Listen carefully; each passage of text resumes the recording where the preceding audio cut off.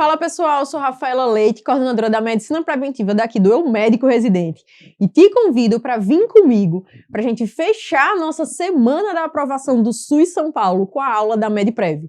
Pessoal, a gente se debruçou em cima das estatísticas da nova banca do SUS São Paulo.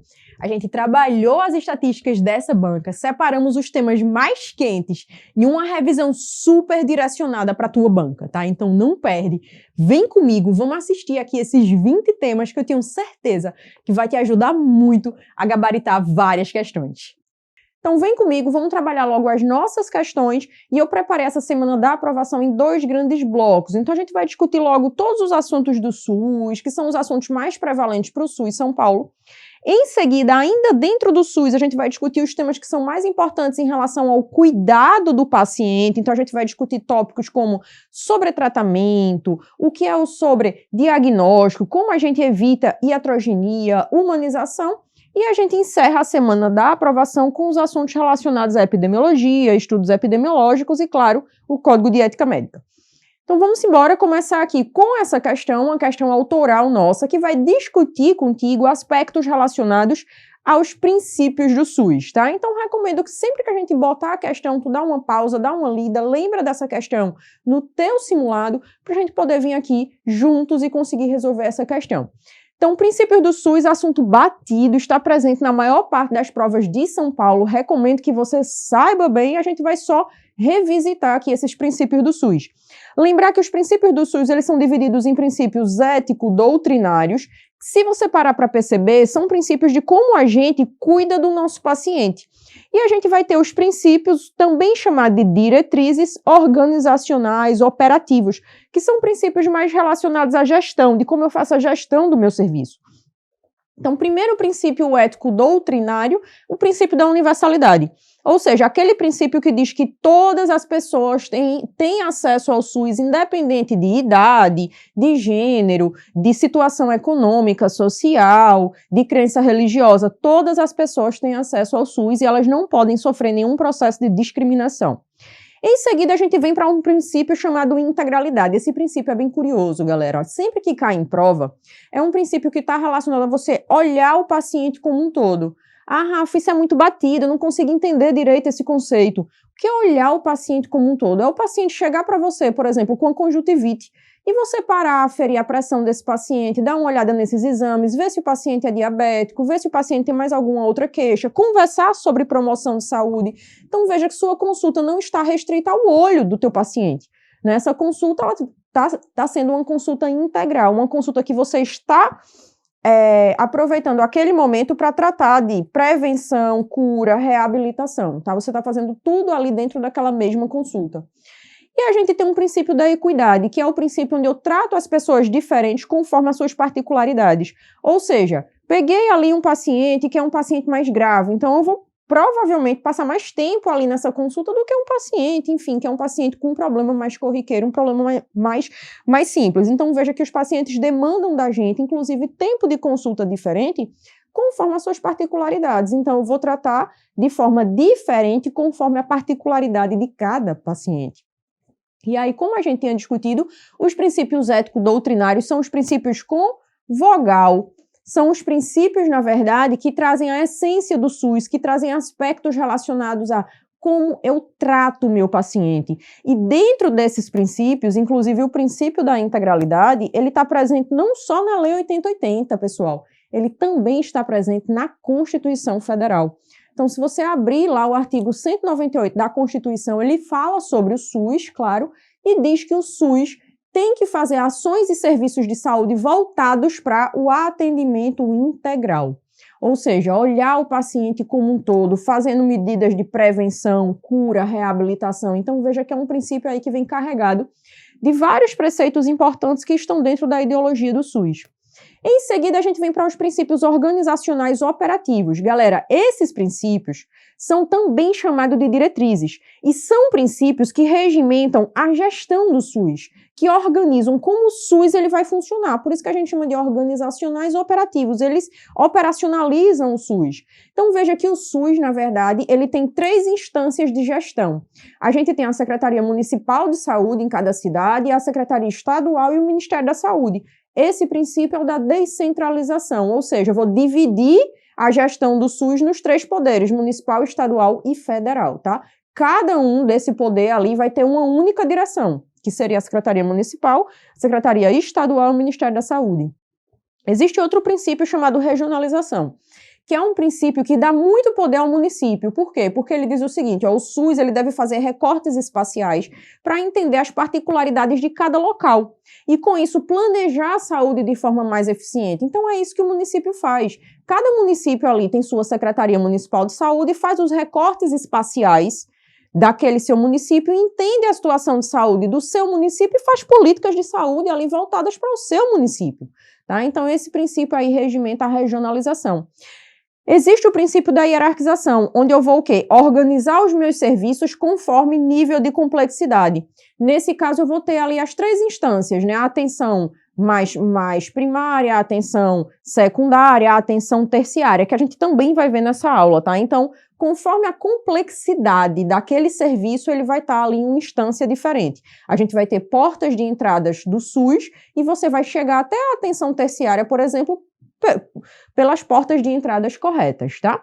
A gente tem o princípio da participação social, que está alicerçado nos conselhos e conferências de saúde, né? Teve a Lei 8142, que foi a lei que criou aí conselhos e conferências de saúde e trouxe a participação popular, ou seja, o usuário do SUS consegue participar dessa gestão por meio desses conselhos e conferências. E temos a complementariedade do setor privado. Então, se o SUS precisar, ele pode pedir ajuda ao setor privado. Então, ele pode comprar serviço ao setor privado. Ainda existe um outro princípio chamado de resolubilidade, que diz o seguinte, o SUS precisa resolver os problemas de saúde daquela população. Aí perceba, todos esses princípios dali são princípios que estão voltados para quê? Para a gestão do SUS. São princípios que estão voltados para, se eu precisar de algum serviço, eu posso comprar do setor privado. O nosso usuário ele tem que estar participando também dessa gestão. Então, veja que são princípios voltados para como eu faço a gestão do meu serviço. Aí a gente vem para a nossa primeira questão, que diz, Raquel, 57 anos, vai à consulta com queixa de cefaleia diária. Diz que foi demitida e tem 3 filhos. Está preocupada em como irá conseguir a renda familiar. O médico avalia se há sinais de alarme no padrão da cefaleia de Raquel e, percebendo que a paciente está emagrecida, decide solicitar alguns exames laboratoriais e de imagem para rastreio de neoplasia. Também aproveita a consulta para discutir sobre hábitos de vida. Percebe que Raquel foi com um problema, que era a cefaleia. Mas esse médico olhou Raquel como um todo, parou, pensou, poxa, eu vou examinar melhor você, né? Tô percebendo aqui outros sintomas que você nem trouxe para mim, mas que são importantes eu trazer para essa consulta. Vou aproveitar para discutir sobre promoção de saúde, hábitos de vida. Qual é esse princípio que está olhando Raquel como um todo? É o princípio da integralidade, tá? Então, a resposta é para a gente, letra C. Dando continuidade, dá uma pausa no teu vídeo e vamos discutir sobre financiamento do SUS. Caiu ano passado, pode ser que caia agora. Galera, da onde vem o dinheiro que sustenta o SUS, tá? Da onde é que vem o dinheiro, enfim, para bancar todos os serviços, as ações de saúde do SUS? Então, vamos falar um pouquinho sobre o financiamento. Veja, o financiamento do SUS, ele provém de 2 grandes instâncias, tá? Uma primeira instância, que é a Seguridade Social. Então, no nosso país, a gente tem uma série de políticas públicas de saúde que juntas sedimentam ali a Seguridade Social. A Seguridade Social ela vai discutir com a gente aspectos relacionados não só à saúde, mas também vai discutir, por exemplo, aspectos relacionados à Previdência, né? O orçamento que vai para a Previdência também está dentro desse orçamento da Seguridade Social. Então, é uma grande instância no nosso país que alicerça setores como o setor de saúde. Então, o orçamento que a Seguridade Social recebe a partir dos impostos que todas as pessoas pagam, tá? Uma parte desse orçamento vai para a Previdência, enfim, uma parte vai para o SUS, vai para bancar a saúde. Além disso, a gente tem ainda um outro segmento que a gente também recebe dinheiro para colocar dentro do SUS, certo? E esse segundo bloco aqui seria o quê? O orçamento da União, estados e municípios. Então, veja que eu vou receber um dinheirinho aqui que vai vir da Seguridade Social e outro dinheirinho que vai vir de estados, municípios e o governo federal. De modo que cada um vai contribuir com uma parte da sua receita, tá? Isso não é aleatório. Então, veja, município vai ter que contribuir com pelo menos 15% da sua receita. Então, se eu sou prefeita de uma cidade e eu arrecadei R$100 lá de toda a minha receita, enfim, de IPTU, de vários impostos municipais, eu pego ali uma parte dessa minha receita, tá? Esses R$ 100 ali, e pelo menos R$ 15 vai ter que ir para a saúde. Fechado? Estados, 12% pelo menos da receita do estado tem que ir para a saúde. E o governo federal, a União, isso daí mudou com essa emenda constitucional aqui, tá? Antes a União, ela investia o quanto ela colocou no ano passado acrescido do crescimento do país, ou seja, acrescido do PIB. E aí, quando veio essa emenda aqui constitucional 95, a União passou a colocar o quanto ela colocou no ano anterior acrescido da inflação, e só. Então, veja que a gente teve uma redução importante dos investimentos da União em relação à saúde, tá? E isso foi ruim para o SUS. Mas beleza, o que é que vigora hoje? A União vai colocar o quanto ela botou no ano anterior acrescido aqui da inflação, que seria o IPCA. Com base aqui nesse segmento, agora a gente viu de onde vem o dinheiro do SUS, tá? A gente começa a perceber que o dinheiro do SUS vem eminentemente de investimentos públicos. Bote isso na sua cabeça, tá? Mas a provisão dos serviços, ou seja, o SUS ele te oferta serviço a partir eminentemente do setor público, mas também do setor privado. Não tem a complementariedade que a gente viu aqui, ó, do setor privado? Então, o dinheiro do SUS vem só do setor público, mas o SUS te oferta serviço público e também serviço privado. Foi o que caiu no ano passado. Fechada essa ideia, entendemos agora o financiamento 100% público, mas o SUS oferta serviço público e privado. Vamos passar aqui a resolver essa questão. O financiamento do SUS é feito através de orçamento da Seguridade Social e oferta de serviço apenas pela rede pública? Não, falso. Vem do orçamento da Seguridade Social, mas também de estados, municípios e União, e a oferta de serviço é pela rede pública, mas também pela rede privada a partir da compra desses serviços pelo SUS. Então, tá falso. Letra B, orçamento da União, estados e municípios e oferta apenas pela rede pública? Não, faltou aqui a Seguridade Social e faltou que o setor privado também oferta serviço para os usuários do SUS quando o setor privado é contratado pelo SUS. C, orçamento da Seguridade Social e orçamento da União, estados e municípios, verdadeiro, tá bem completo, com oferta de serviço apenas pela rede pública? Não. Oferta de serviço pela rede pública e privada. D, orçamento da Seguridade Social com a oferta de serviço pela rede pública e privada? Não, ficou faltando aqui estados, municípios e União. E é oferta da Seguridade Social e orçamento de União, estados e municípios com a oferta de serviços pela rede pública e privada conveniada. Verdadeiro, galera. A resposta pra gente, letra E. Então, foi uma questão bem parecida com o que tinha caído nesse ano passado, tá? Agora, ainda discutindo sobre o SUS, vamos conversar um pouquinho sobre redes de atenção à saúde. Então, vamos discutir um pouquinho o que é uma rede de atenção à saúde. Então, eu trouxe aqui para você, ó. Rede de atenção à saúde são os arranjos de todos os serviços. A gente viu que o SUS, ele oferta várias ações e serviços de saúde. E esses serviços, eles estão organizados conforme nível de complexidade, né? Em atenção primária, secundária, terciária, média complexidade e alta complexidade. A gente já viu isso. Beleza, esses serviços eles estão organizados de forma hierárquica. Então veja que eu preciso organizar o fluxo do paciente dentro da rede. Então vão ter portas de entradas específicas e caso o paciente precise, por exemplo, chegar até um hospital geral, ele tem que ter um fluxo dentro da rede, tá? Vão ter portas de entrada, se o problema dele não for resolvido numa complexidade mais baixa, ele passa para uma complexidade mais alta. Fechado esse raciocínio, isso seria uma rede de atenção à saúde. São os arranjos organizativos de ações e serviços de saúde, de diferentes densidades tecnológicas, ou seja, de acordo com o nível de complexidade, que, integradas por meio de sistemas de apoio técnico, logístico e de gestão, buscam garantir o quê? A integralidade do cuidado. Buscam fazer com que o paciente tenha acesso a todos os serviços ali que ele precise. Essas redes de atenção à saúde, pessoal, a gente geralmente divide aí, subdivide, conforme a necessidade do paciente. Por exemplo, a gente tem a rede de atenção psicossocial, seria a rede de atenção só com serviços voltados para quê? Para a saúde mental. Então, o mesmo raciocínio de uma rede de atenção geral, tá? Mas nesse caso daqui a gente vai organizar os serviços de saúde mental. A gente tem rede de atenção voltada para parturiente, tá? Que tá vinculada à rede cegonha. Então a gente também organiza ali os serviços de obstetrícia conforme o nível de complexidade, tá? Para aquela paciente. Então a gente tem uma série de várias redes de atenção à saúde ali conforme as suas particularidades.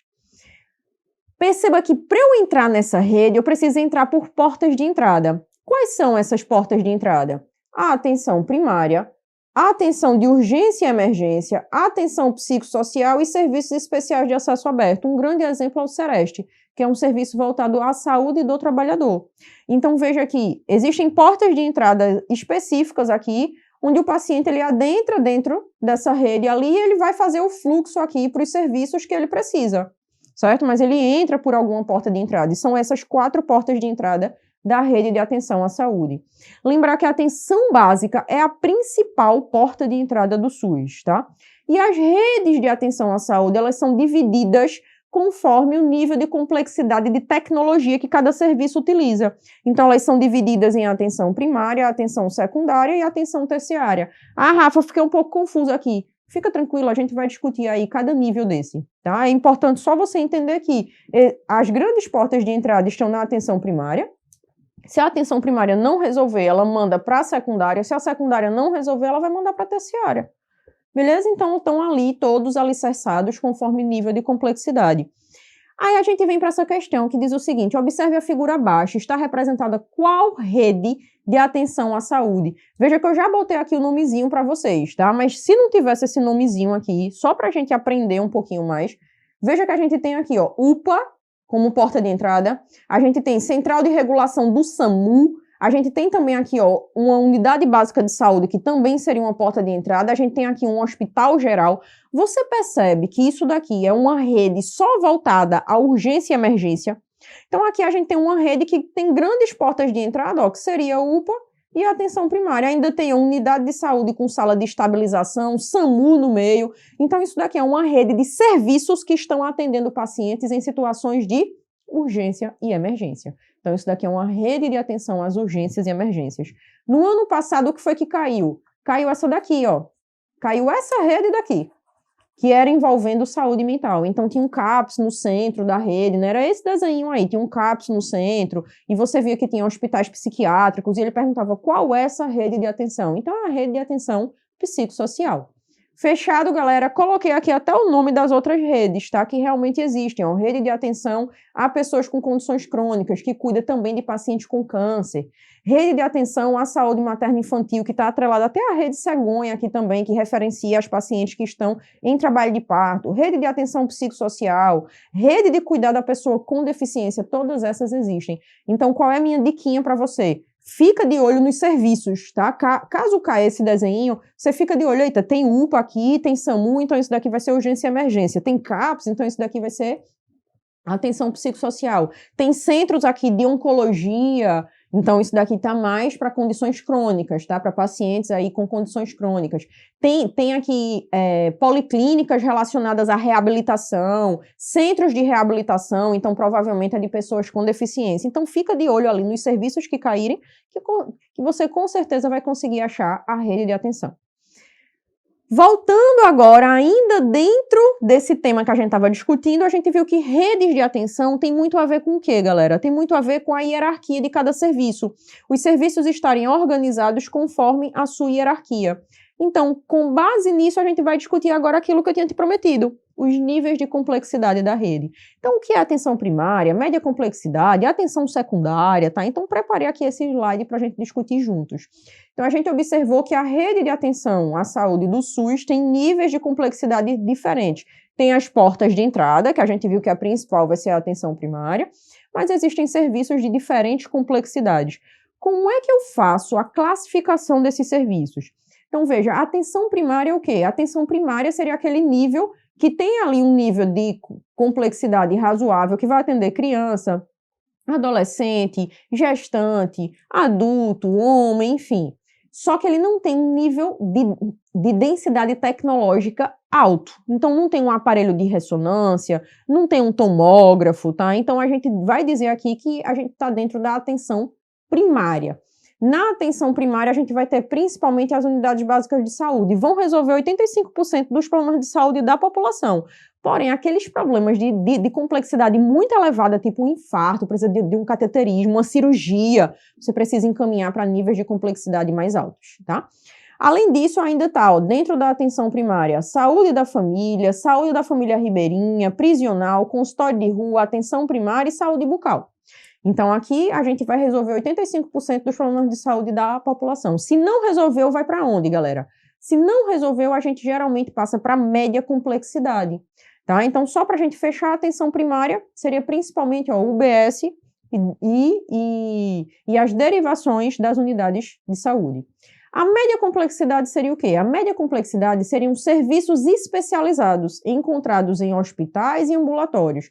Então, a média complexidade basicamente são serviços ambulatoriais especializados e serviços de urgência como UPA. Afinal, urgência vai trabalhar com o quê? Com medicina de urgência, com medicina de emergência, que é um serviço especializado, tá? Então, média complexidade vai trabalhar principalmente com serviços especializados que vão estar sendo encontrados em hospitais e ambulatórios.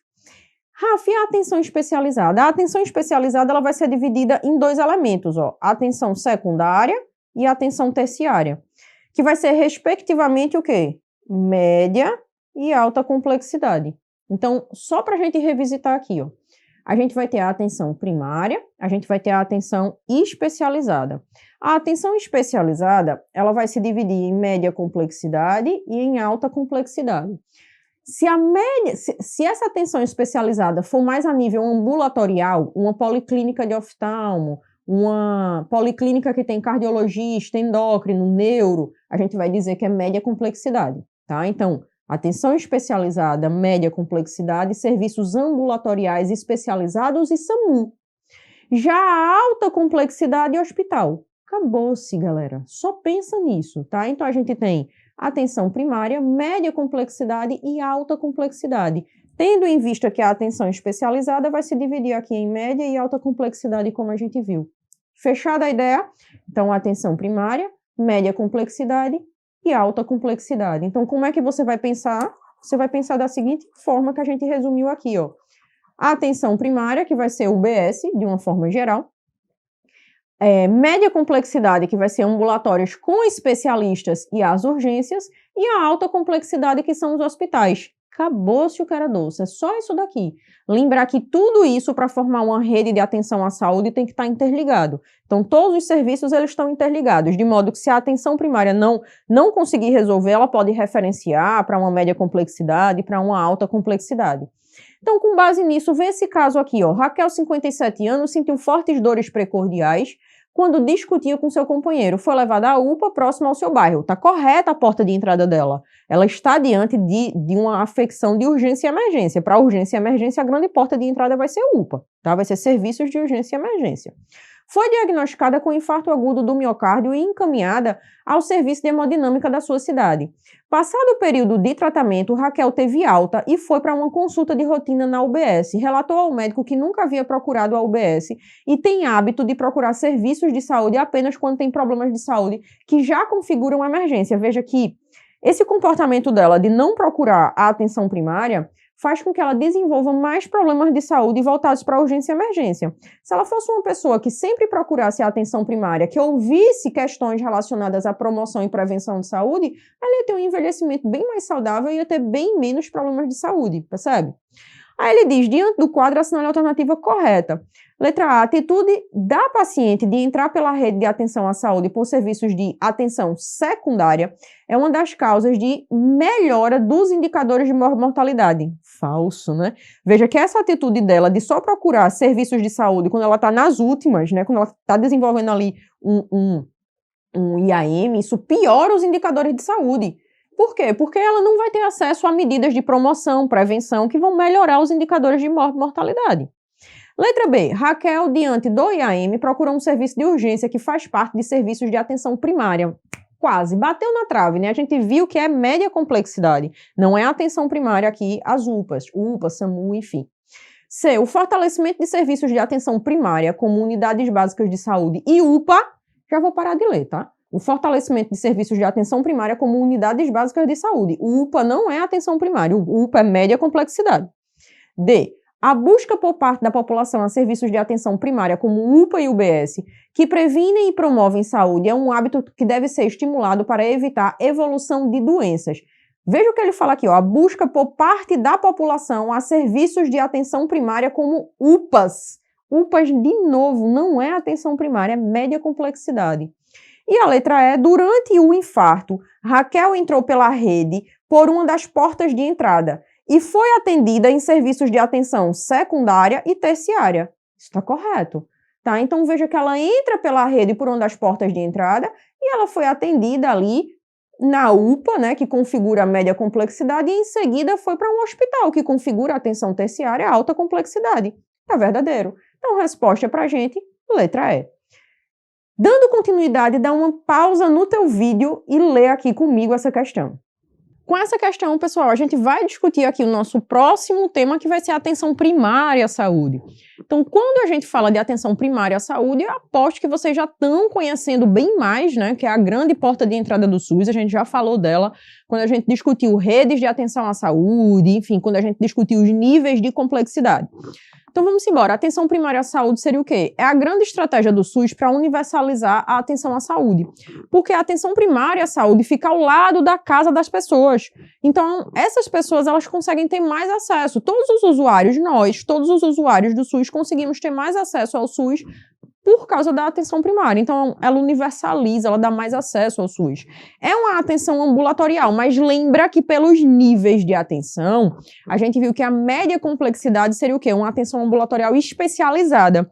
Então, a atenção primária seria uma atenção ambulatorial de primeiro nível, que vai resolver o quê? 85% dos problemas de saúde.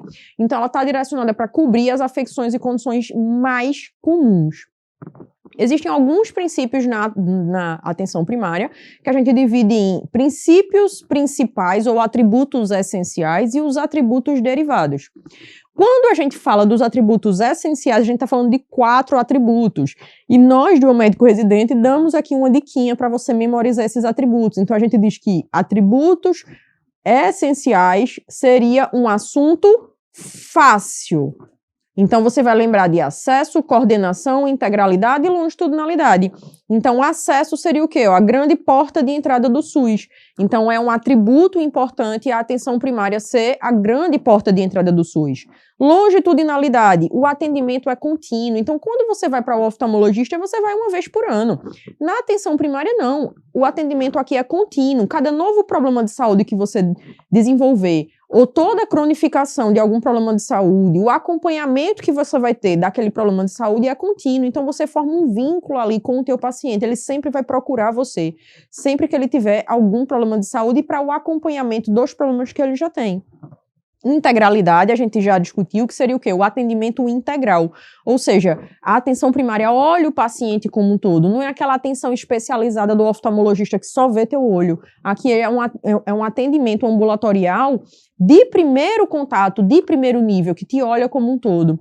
E a coordenação do cuidado, porque dentro da rede de atenção à saúde que a gente discutiu, existem vários serviços. Quem é que vai coordenar o fluxo do paciente nesses serviços? Quem é que vai referenciar o paciente, por exemplo, para uma média complexidade, para uma alta complexidade? É a atenção primária. Então, ela faz toda a integração do cuidado. Em relação aos atributos derivados, a gente diz que ela tem um enfoque familiar, então ela é centrado no indivíduo e na família, então ela se preocupa em estudar também a tua família para ver se é um ambiente adoecedor, se é um ambiente salutar. Orientação comunitária, então ela se debruça muito nos problemas de saúde daquela comunidade para tentar resolver, e a competência cultural, ela respeita as crenças, respeita a fala dos pacientes.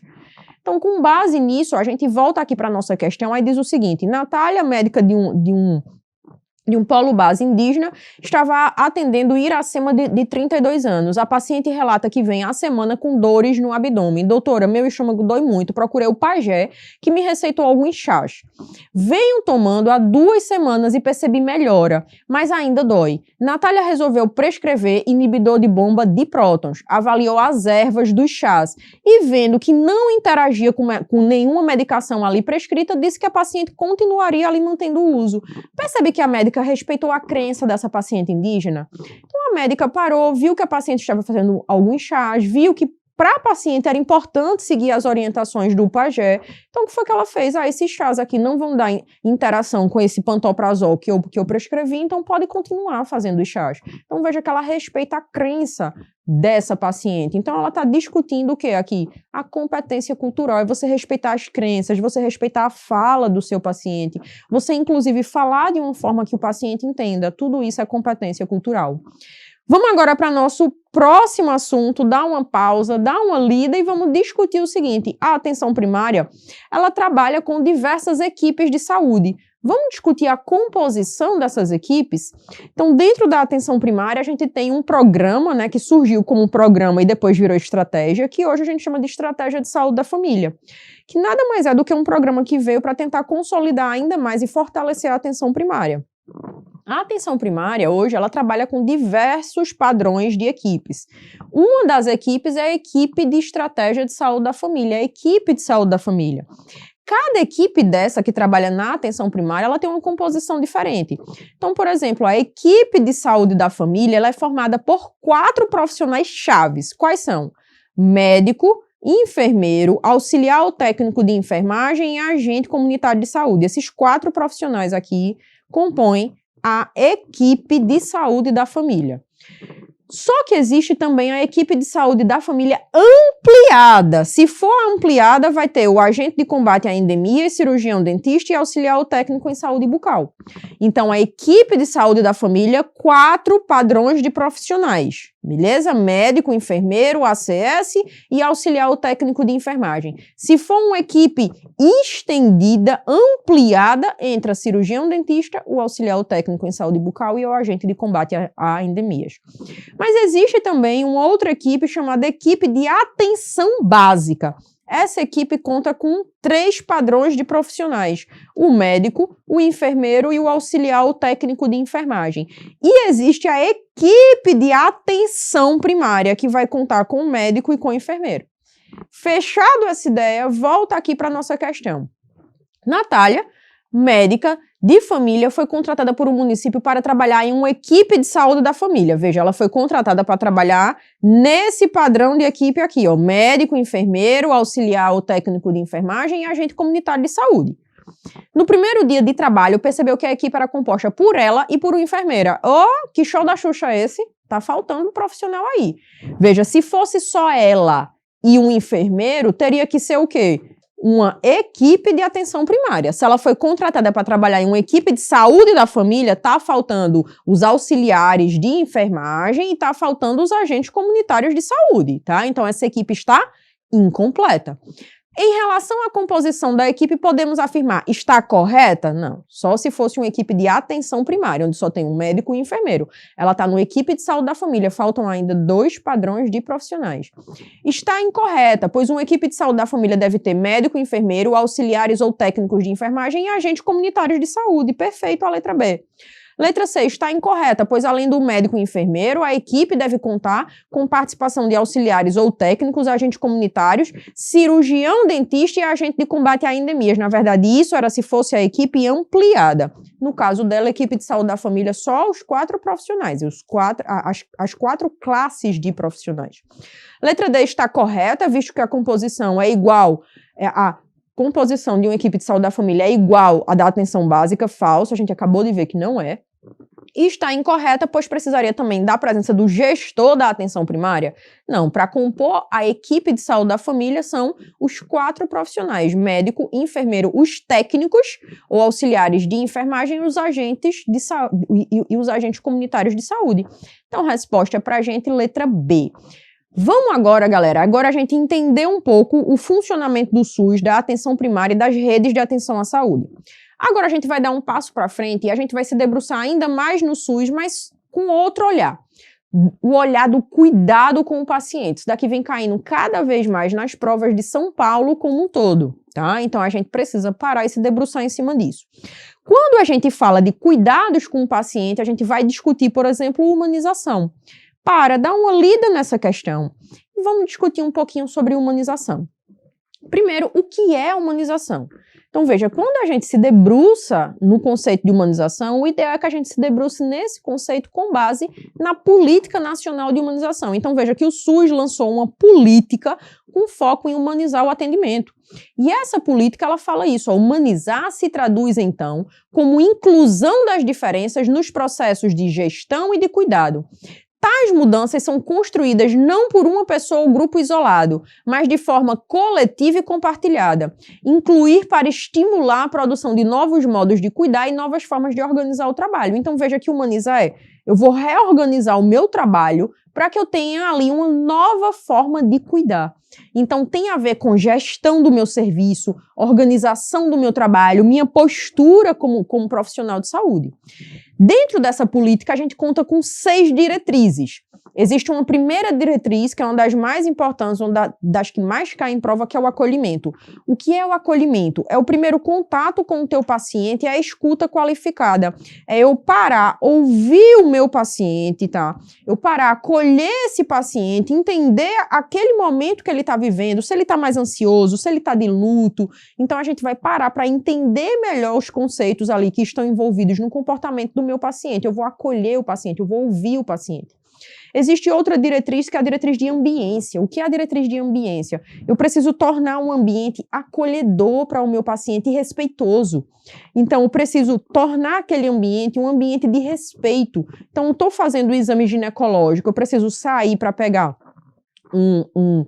um espéculo, eu cubro a paciente. Tá? A paciente está sem roupa, então lembrar disso, eu vou cobrir a paciente. Se eu precisar que o paciente tire a roupa para eu fazer um exame físico, lembrar de colocar alguém dentro da sala, de preferência um profissional de saúde, e trancar a porta, tá? Para evitar que pessoas abram ali e vejam o paciente ali sem roupa. Tá? Então isso daí é tornar um ambiente respeitoso. Clínica ampliada e compartilhada diz o quê? É ampliada, todos os profissionais de saúde participam ali, dando os seus diversos diagnósticos, a gente organizando uma terapêutica para aquele paciente e compartilhando também com o paciente essa decisão. Então o paciente se torna protagonista também da nossa prescrição, por exemplo. Cogestão, ou seja, na gestão do SUS a gente tem que ter o gestor, o usuário e o profissional de saúde trabalhando juntos. Isso é cogestão, isso é uma gestão compartilhada. Valorização do trabalhador de saúde é uma política que preza muito pela valorização e por dar voz ao trabalhador de saúde, fazer com que o trabalhador de saúde participe aqui dessa gestão. E a defesa do direito dos usuários. É importante todo mundo trabalhar em conjunto para defender o direito daquelas pessoas, tá? Defender o direito de todas as pessoas, né? Nós todos que utilizamos o SUS. Diquinha de milhões aqui, galera. Ó. Procura sempre a alternativa em que o paciente ele é bem tratado, é ouvido, que sua vontade foi respeitada, que foi compartilhado o diagnóstico e terapêutico, que foi diminuída a sua ansiedade. Essa é a minha dica de milhões. Procura sempre essa alternativa. Então, vê, paciente feminino, 22 anos, vai ao UBS com queixa de dor na mama direita. Diz que iniciou hoje. Está muito ansiosa e chorosa, pois acredita ser um câncer. Veja, de cara, a gente diria uma mastalgia, enfim. Tá de boa, né? Então, assim, iniciou hoje, a gente não pensaria em um câncer aqui. Só que a paciente, ela tá super apreensiva, né? Ela não tem um conhecimento que você tem. Então, essa paciente, ela tá achando que realmente tem um câncer. A ACS ouviu o relato da paciente e, diante de sua situação emocional, ou seja, vendo ali a paciente extremamente ansiosa, chorosa, achando que vai morrer por causa daquela dor, fala com o médico que atende a paciente no mesmo turno. Diante do contexto, isso foi errado ou isso foi correto? Galera, foi super correto e foi importante a paciente ter sido atendida ali. Ah, Rafa, mas espera aí, era uma dor na mama, então não era uma dor torácica, enfim, era uma dor na mama, a gente sabe que isso daí era uma mastalgia, devia ser algum problema ali tranquilo, né, que a gente ia resolver ali com analgésico e tal. Beleza, pessoal, mas para a paciente era o fim do mundo, ela achava que estava com doença ali, com metástase, estava super chorosa. Então é importante eu diminuir essa ansiedade. Se eu fosse marcar uma consulta para ela daqui a 15 dias, essa paciente morria até lá, de tão ansiosa que ela ia ficar, ela não ia dormir, ela não ia comer corretamente, tá? Então é importante você acolher esse paciente, entender aquele momento e resolver ali a vida desse paciente naquele dia. A letra A diz, a ACS realizou o acolhimento. Verdadeiro, a ACS parou, ouviu a paciente, deu valor ao estado emocional dessa paciente. Mas a atitude do médico de atender a paciente no mesmo turno foi errada? Não, pelo contrário, foi muito correta. Tá? Então tá falso aqui a letra A. Letra B, a ACS realizou o acolhimento e foi importante o médico atender a paciente no mesmo dia. Verdadeiro. Diminuiu a ansiedade dessa paciente. O médico, assim como a ACS, os dois entenderam o momento que a paciente estava passando. Conseguiram ali um espaço na demanda espontânea e atenderam a paciente. Isso está correto. C, o médico deve realizar o diagnóstico de câncer e já encaminhar a paciente para oncologista. Não, pessoal, falso, né? Então vai atender a paciente, vai acalmar a paciente, vai examinar a paciente, obviamente. Se houver necessidade, vai prescrever exame, mas não vai assim olhar e dizer, realmente, você tem um câncer. Né? E uma das últimas hipóteses para essa paciente aqui seria um câncer de mama. D, não cabe à ACS ouvir a paciente e realizar o acolhimento. O acolhimento é realizado por todos os profissionais de saúde. Tá? E o acolhimento geralmente é realizado pelo primeiro profissional ali que encontrou aquele paciente. No caso, foi a ACS e ela fez de forma correta. Letra E. A ACS agiu corretamente ao realizar o acolhimento, mas não faz parte de suas funções realizar encaixes de consultas na agenda do médico. Veja, a ACS agiu corretamente quando realizou o acolhimento e ela foi e conversou com o médico. E os dois juntos colocaram a paciente no espaço da demanda espontânea do médico. Então, isso está correto, tá? Então, faz parte ali da atribuição dela conversar com os outros profissionais de saúde para ver como poderia resolver o problema daquela paciente. Então, resposta aqui para a gente, letra B. Dando continuidade, dá uma olhada agora nessa questão e a gente vai discutir aqui um conceito que caiu ano passado, que foi o conceito de sobretratamento. Pessoal, o que é sobretratamento e o que é sobrediagnóstico? Então, eu trouxe os dois aqui para a gente discutir juntos. Veja, sobrediagnóstico é quando você faz diagnósticos de algumas doenças que jamais seriam conhecidas ou causariam dano ao indivíduo. Vou te dar um exemplo clássico. Imagina um senhorzinho de 93 anos, tá?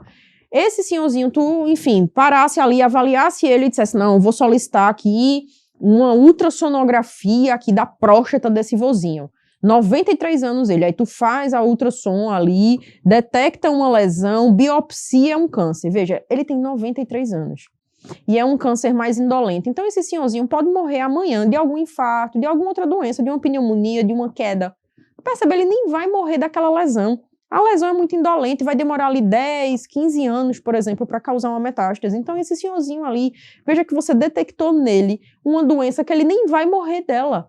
Então, são doenças que jamais seriam conhecidas ou causariam dano ao indivíduo se não fossem detectadas. E aí você acaba tornando esse senhorzinho paciente. Aí, o que é que você faz? Você fez o sobrediagnóstico, aí você passa para o sobretratamento. Aí você pega esse senhorzinho de 93 anos e diz, vamos operar ele.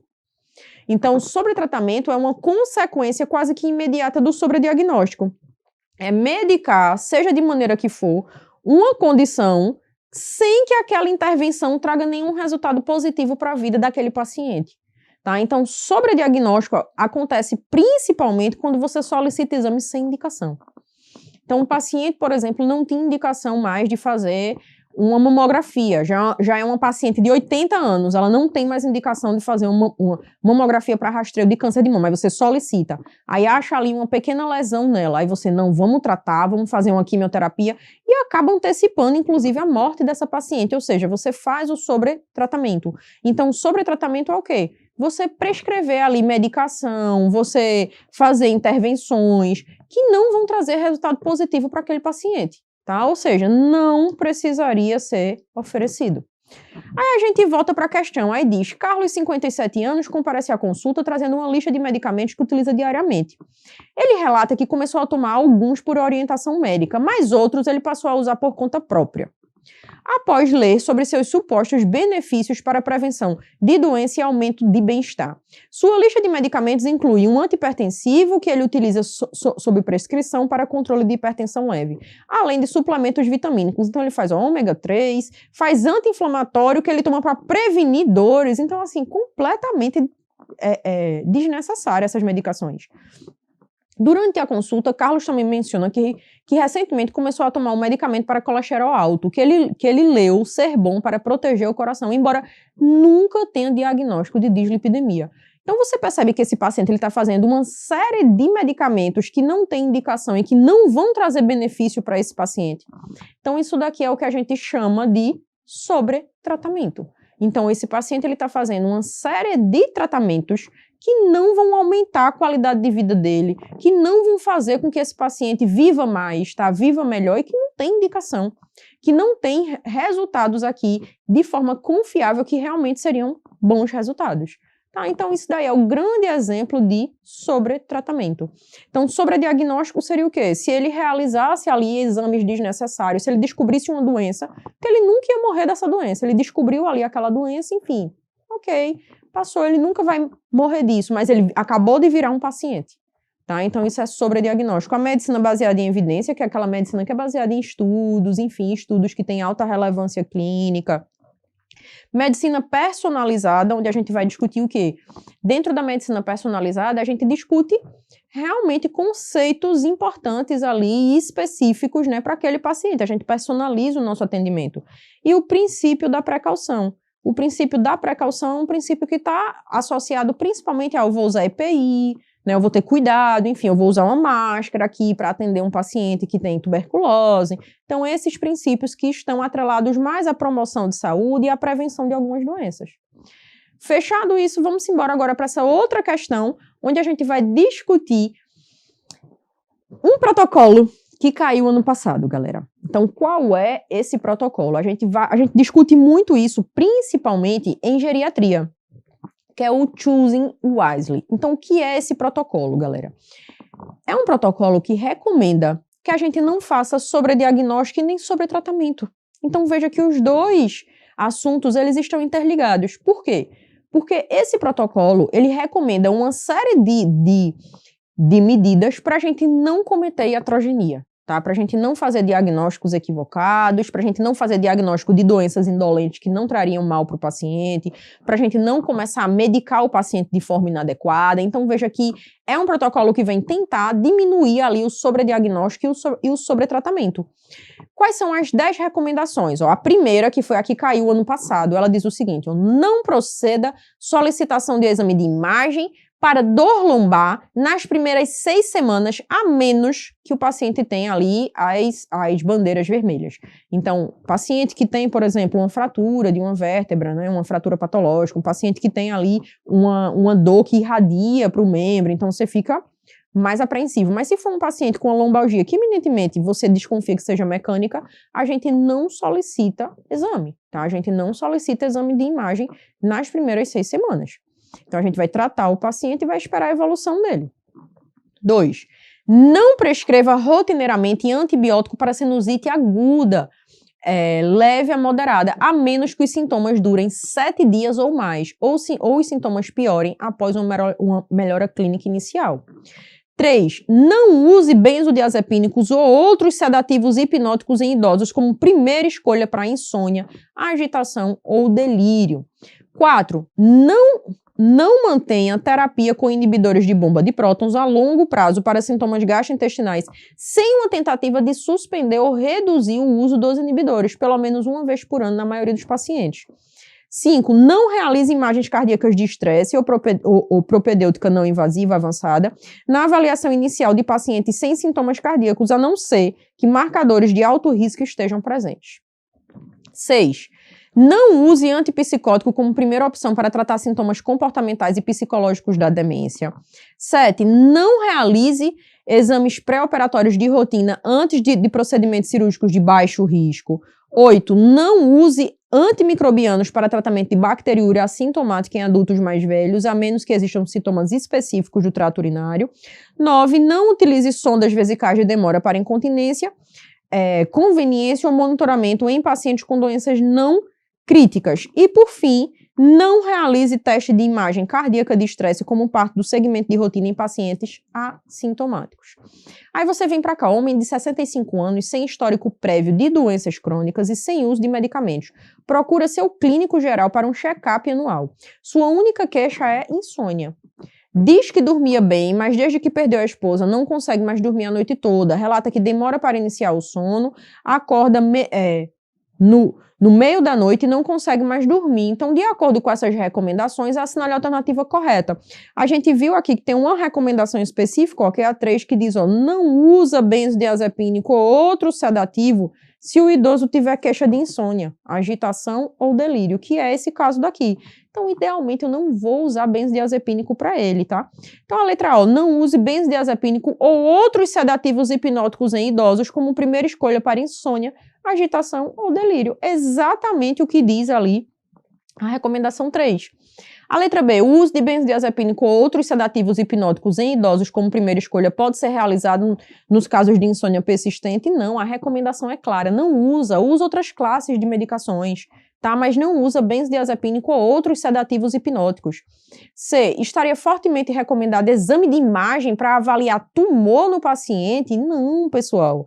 A gente precisaria realmente prescrever logo para ele medidas não farmacológicas, higiene do sono. Você poderia até pensar em usar, por exemplo, antrazodona, tá? Mas aqui, a princípio, você ia fazer o quê? Higiene do sono, iria fazer várias orientações e poderia até solicitar exames, mas aí seria uma polissonografia, tá? Não seria um exame de imagem para avaliar um tumor. D, o paciente deve ser encaminhado para um neurologista ou psiquiatra o mais precocemente possível? Não, dentro da atenção primária você conseguiria tentar resolver. Caso você não conseguisse resolver, é que você enviaria ali para uma atenção especializada. E o uso de antipsicótico como primeira opção está fortemente recomendado? Não. A gente não utiliza nem benzodiazepínico, nem outros sedativos hipnóticos e nem antipsicótico como primeira opção, tá? Então, a resposta é para a gente, letra A, que é a recomendação 3. Aí a gente vem agora, galera, para as doenças de notificação compulsória. As doenças de notificação compulsória, geralmente quando caem, as questões elas cobram de forma bem parecida com como está essa daí. Tá? Ela quer que você saiba quais são as doenças de notificação semanal e as doenças de notificação imediata. Aí você diz, putz, é demais, né? Eu tenho que saber as doenças de notificação compulsória e ainda tenho que saber as imediatas e as de notificação semanal? A maioria das vezes, sim. E aqui, no Eu Médico Residente, a gente tem um bizuzinho chamado bizuzinho da Joelma. Por que o bizuzinho da Joelma? Porque eu preciso que você assista esse vídeo e você veja o que Joelma está mandando você fazer, tá? Então, para e dá uma olhadinha aí na dancinha dela e dá uma olhadinha no recadinho que ela está mandando para você, ó. Ela vai te mandar um recadinho em relação a essa música.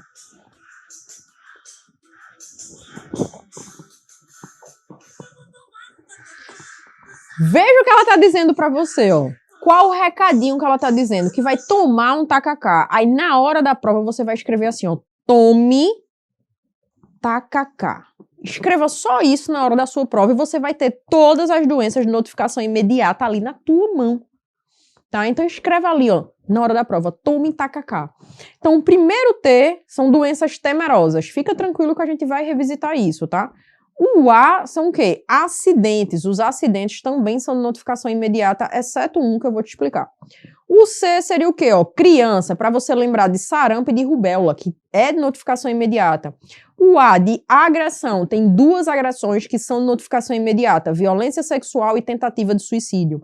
C, Covid e influenza por novo sorotipo viral, para você lembrar aí de Covid. E no TOME você vai lembrar, ó, de óbitos, de M, de doenças mundiais e internacionais, doenças de disseminação internacional, a gente vai ver quais são, e o E, as doenças estranhas. Então, doença com nome estranho, tu marca lá, é de notificação imediata. Então, vamos embora avaliar aí cada letrinha dessa. Ó. O primeiro T, doenças temerosas, são as doenças agudas e graves. Então, são doenças extremamente graves e agudas, como meningite, botulismo, febre amarela, tá? Difteria, leptospirose, tétano, raiva. Então, flagrou uma doença que você diz, ó, eu tenho medo de ter essa doença, né? Eu tenho muito medo de ter uma cólera, porque é uma doença grave, uma doença aguda. Então, marca lá que é de notificação imediata. Geralmente, as doenças crônicas vão ser de notificação semanal. Um exemplo que cai muito em prova, doença de Chagas. Se for aguda, ó, temerosa, doença grave aguda, é de notificação imediata. Se for crônica, vai ser de notificação semanal. Próximo, o A de acidentes. Todos os acidentes, apareceu o nome acidente, é de notificação imediata, exceto um acidente, que é o acidente de trabalho com material biológico, com exposição a material biológico. Esse daí é de notificação semanal. Se aparecer qualquer outro acidente de trabalho, se aparecer acidentes com animais peçonhentos, acidente por animal potencialmente transmissor de raiva, apareceu o nome acidente, é de notificação imediata. O C, criança, para você lembrar de quê? De doenças exantemáticas, como sarampo e rubéola, e síndrome da rubéola congênita. O A, de agressão, aí veja, agressões, de uma forma geral, são de notificação semanal, exceto duas, tá? Tentativa de suicídio e violência sexual. Essas duas vão ser de notificação imediata. Se apareceu ali uma agressão doméstica, tá? Uma violência doméstica, uma violência interpessoal, vai ser sempre de notificação semanal. C, para você lembrar de Covid e influenza por novo sorotipo, tá? Então você vai lembrar, ó, C, Covid, e aí o irmãozinho da Covid e influenza por novo sorotipo. O O, para você lembrar de óbitos. Então, óbitos por doença, tá, galera? Então, óbito por dengue, óbito por chikungunya, óbito por varicela. Varicela, se for um caso grave, também é de notificação imediata.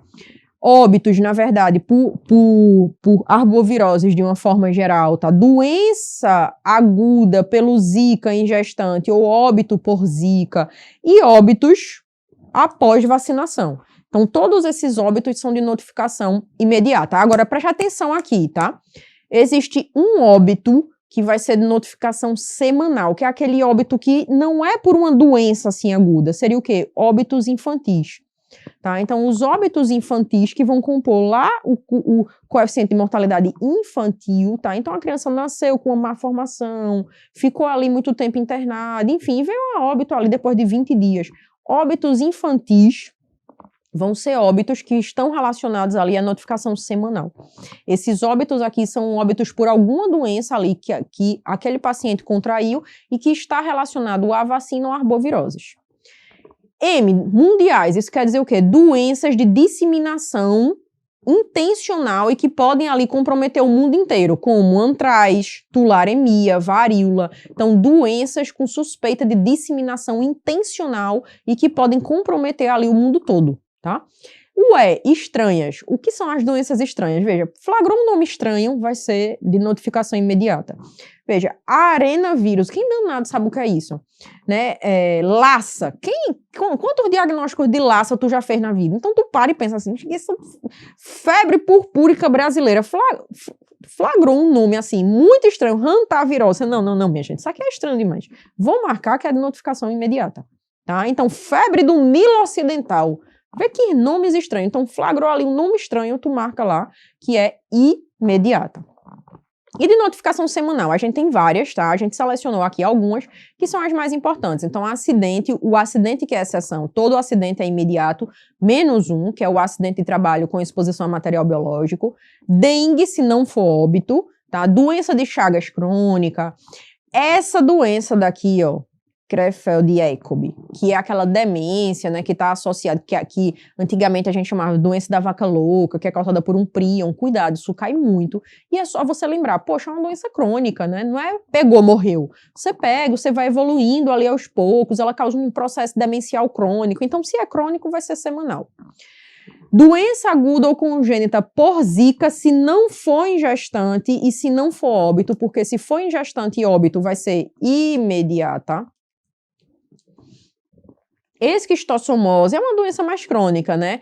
Chikungunya, se for em área de transmissão e não for óbito, lembrar que se for óbito ou se for em uma área estranha, ou seja, naquela área ali nunca teve um caso de chikungunya, apareceu, então uma alteração ali não habitual, aí seria imediato, tá? Mas se for chikungunya numa área que já é uma área endêmica, vai ser de notificação semanal. E hanseníase.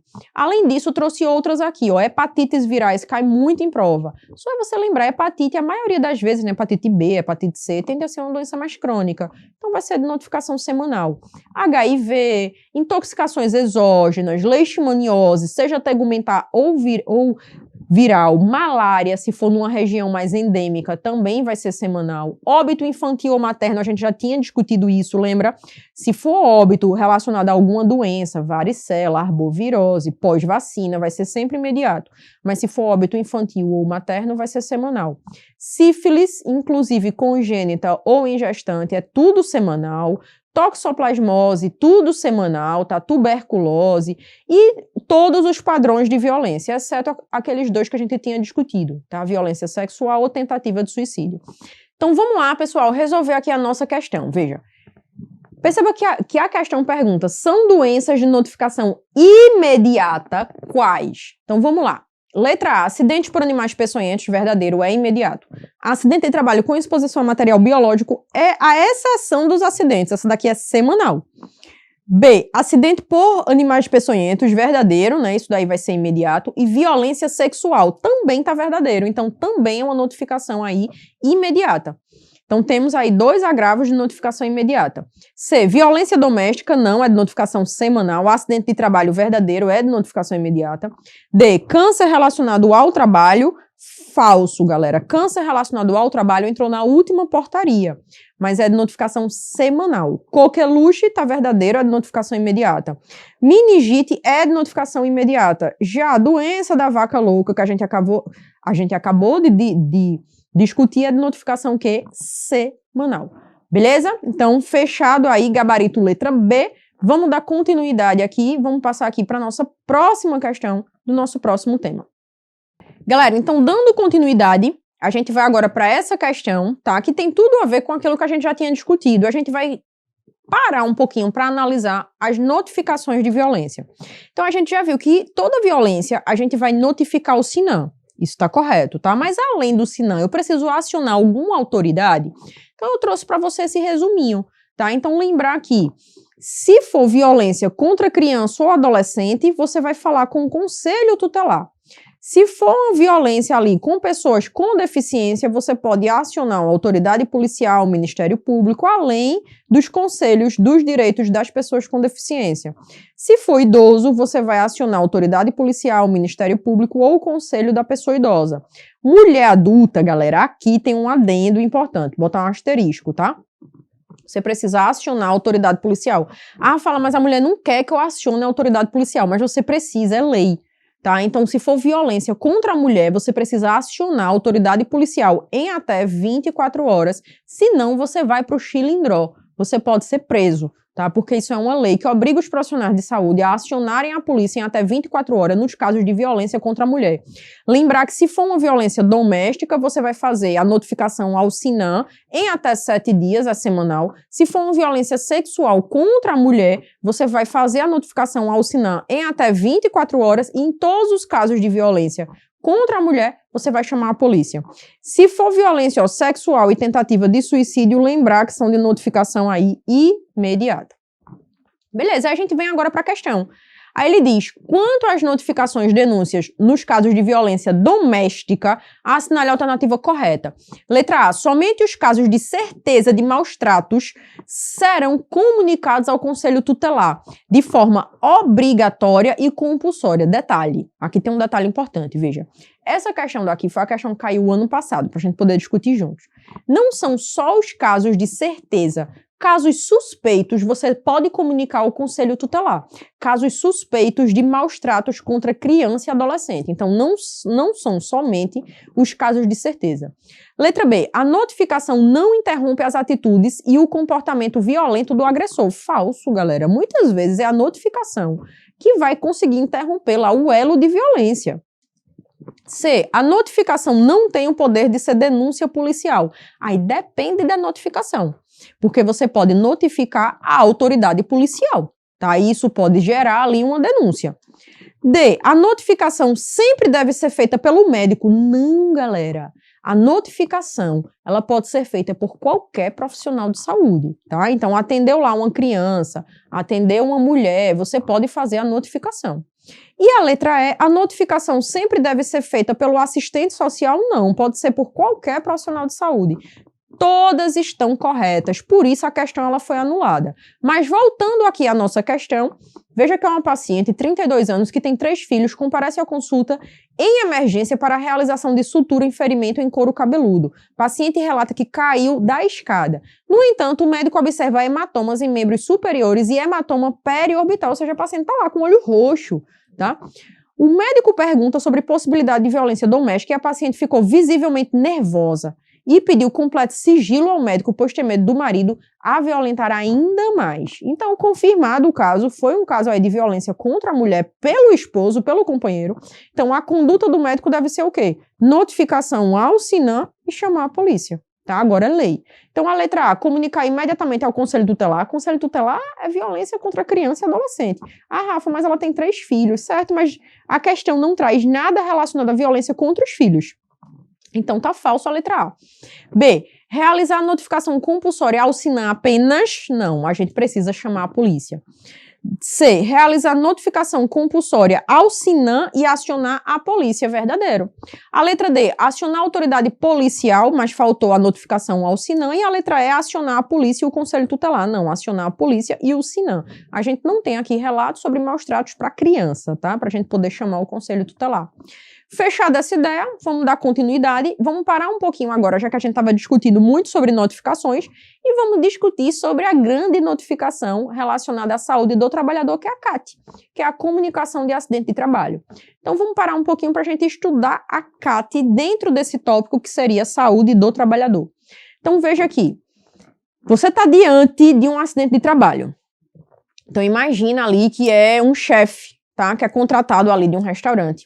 E esse chefe, enfim, estava cortando ali os legumes e cortou a mão. Isso é um acidente de trabalho, tá? Vai ser um acidente típico, né? Então, ok, o que é que eu faço?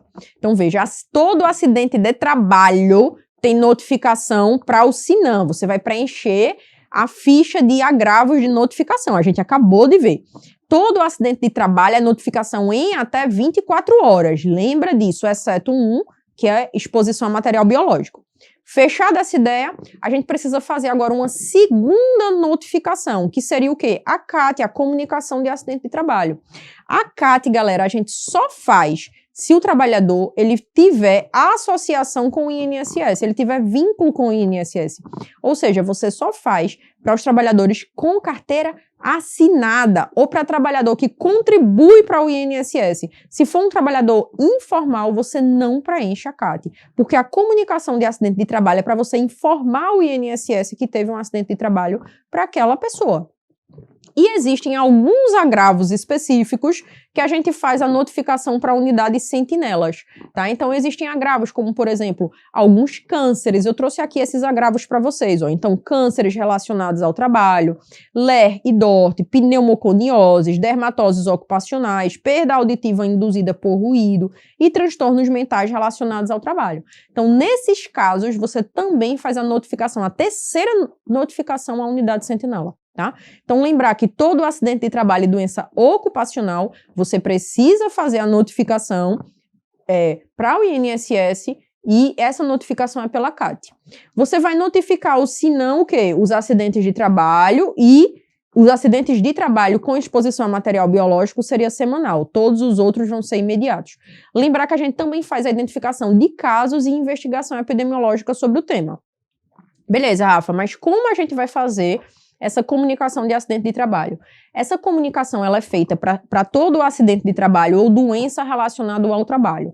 Geralmente, pessoal, quem tem que fazer é a empresa. A empresa é obrigada a preencher a CAT. Se ela não preencher, ela leva uma multa. Então, a empresa ela é obrigada. Só que você só vai fazer essa comunicação se o trabalhador tiver vínculo com o INSS. Então, se for um trabalhador formal ou informal que contribui para o INSS.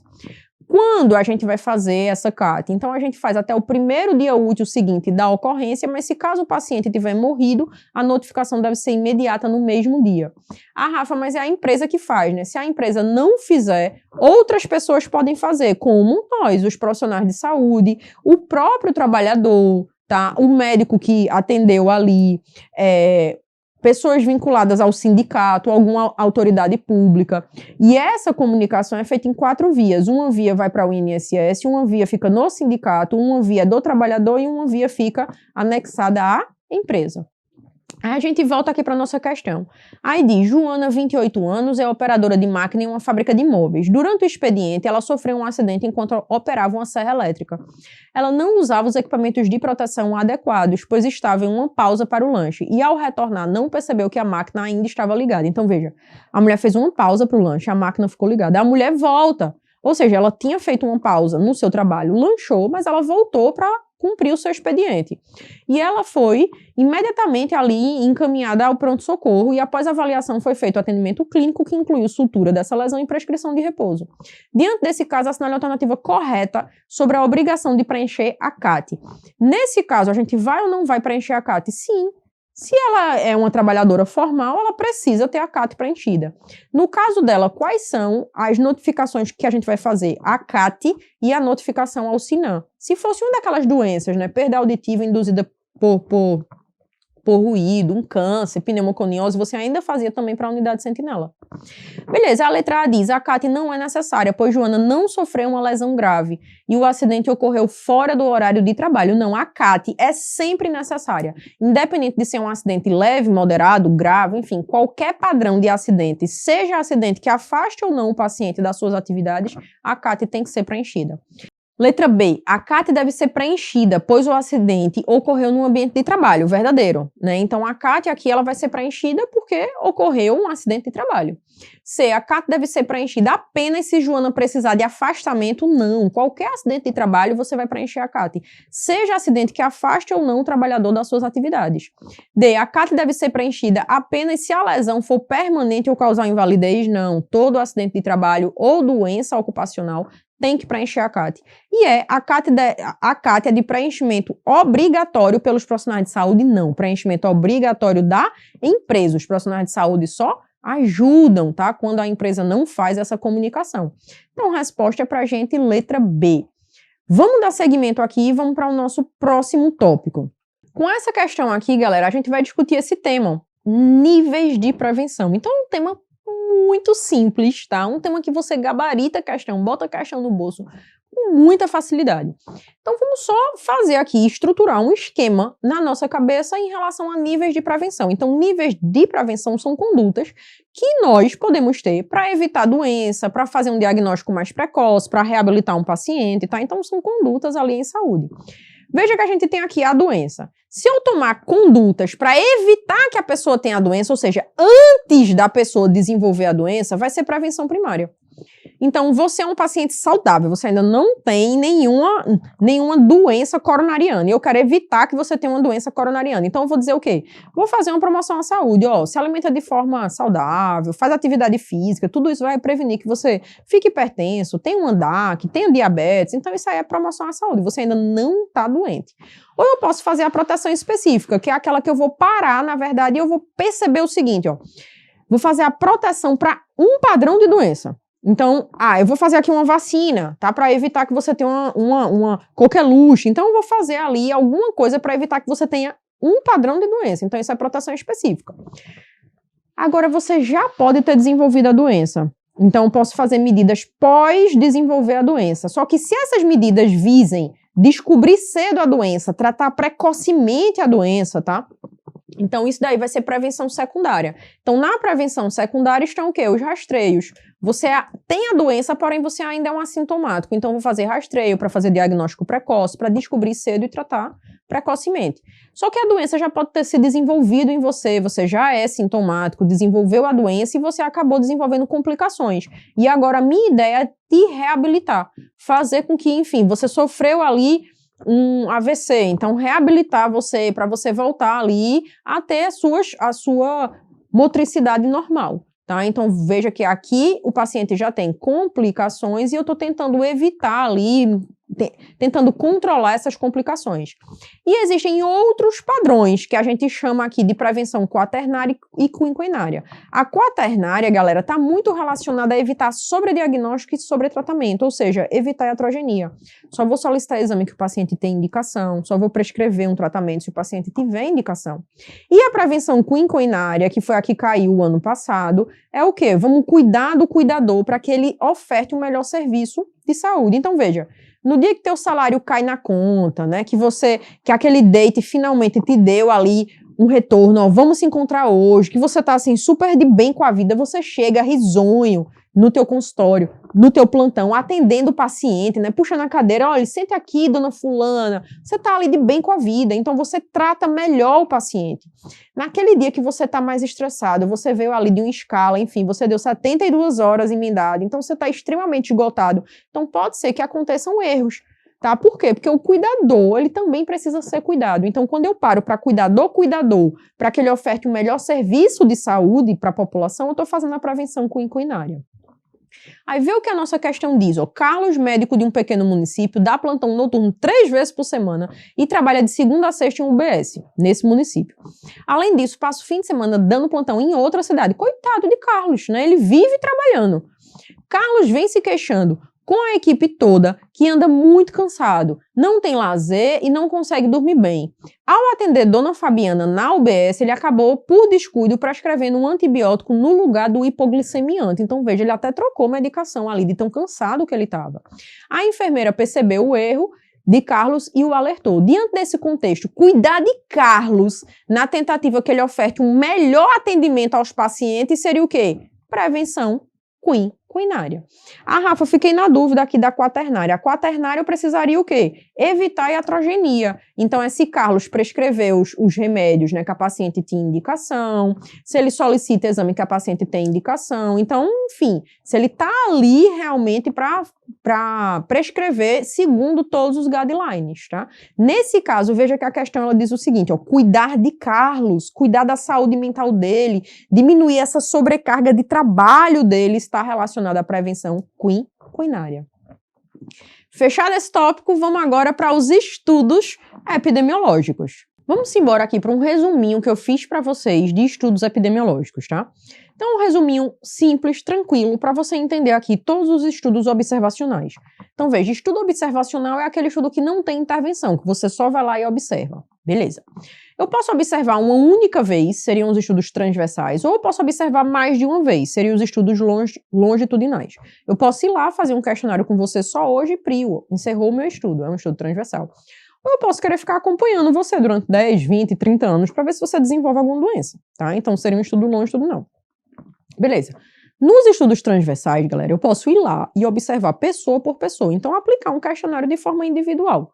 Ou eu posso avaliar um banco de dados, então eu posso te dizer o seguinte, ó, me diz agora a prevalência de diabetes na tua cidade, então tu vai e minimiza aqui o curso, abre o DataSUS e bota lá, diabetes, cidade e tal. E vai aparecer lá essa prevalência. Então, veja que você avaliou o quê? Um agregado. Você avaliou uma única vez e você avaliou um agregado populacional a partir de um banco de dados, que é o DataSUS. Então, isso é o famoso estudo ecológico. É um estudo transversal e de agregado. Você não bateu de casa em casa. Você avaliou todo mundo de uma vez só, num bolo só. Mas você pode querer bater de casa em casa para ver quem tem um diagnóstico. Ou seja, um estudo individuado, de um por um. Então, isso a gente chama o quê? Um estudo transversal ou de prevalência.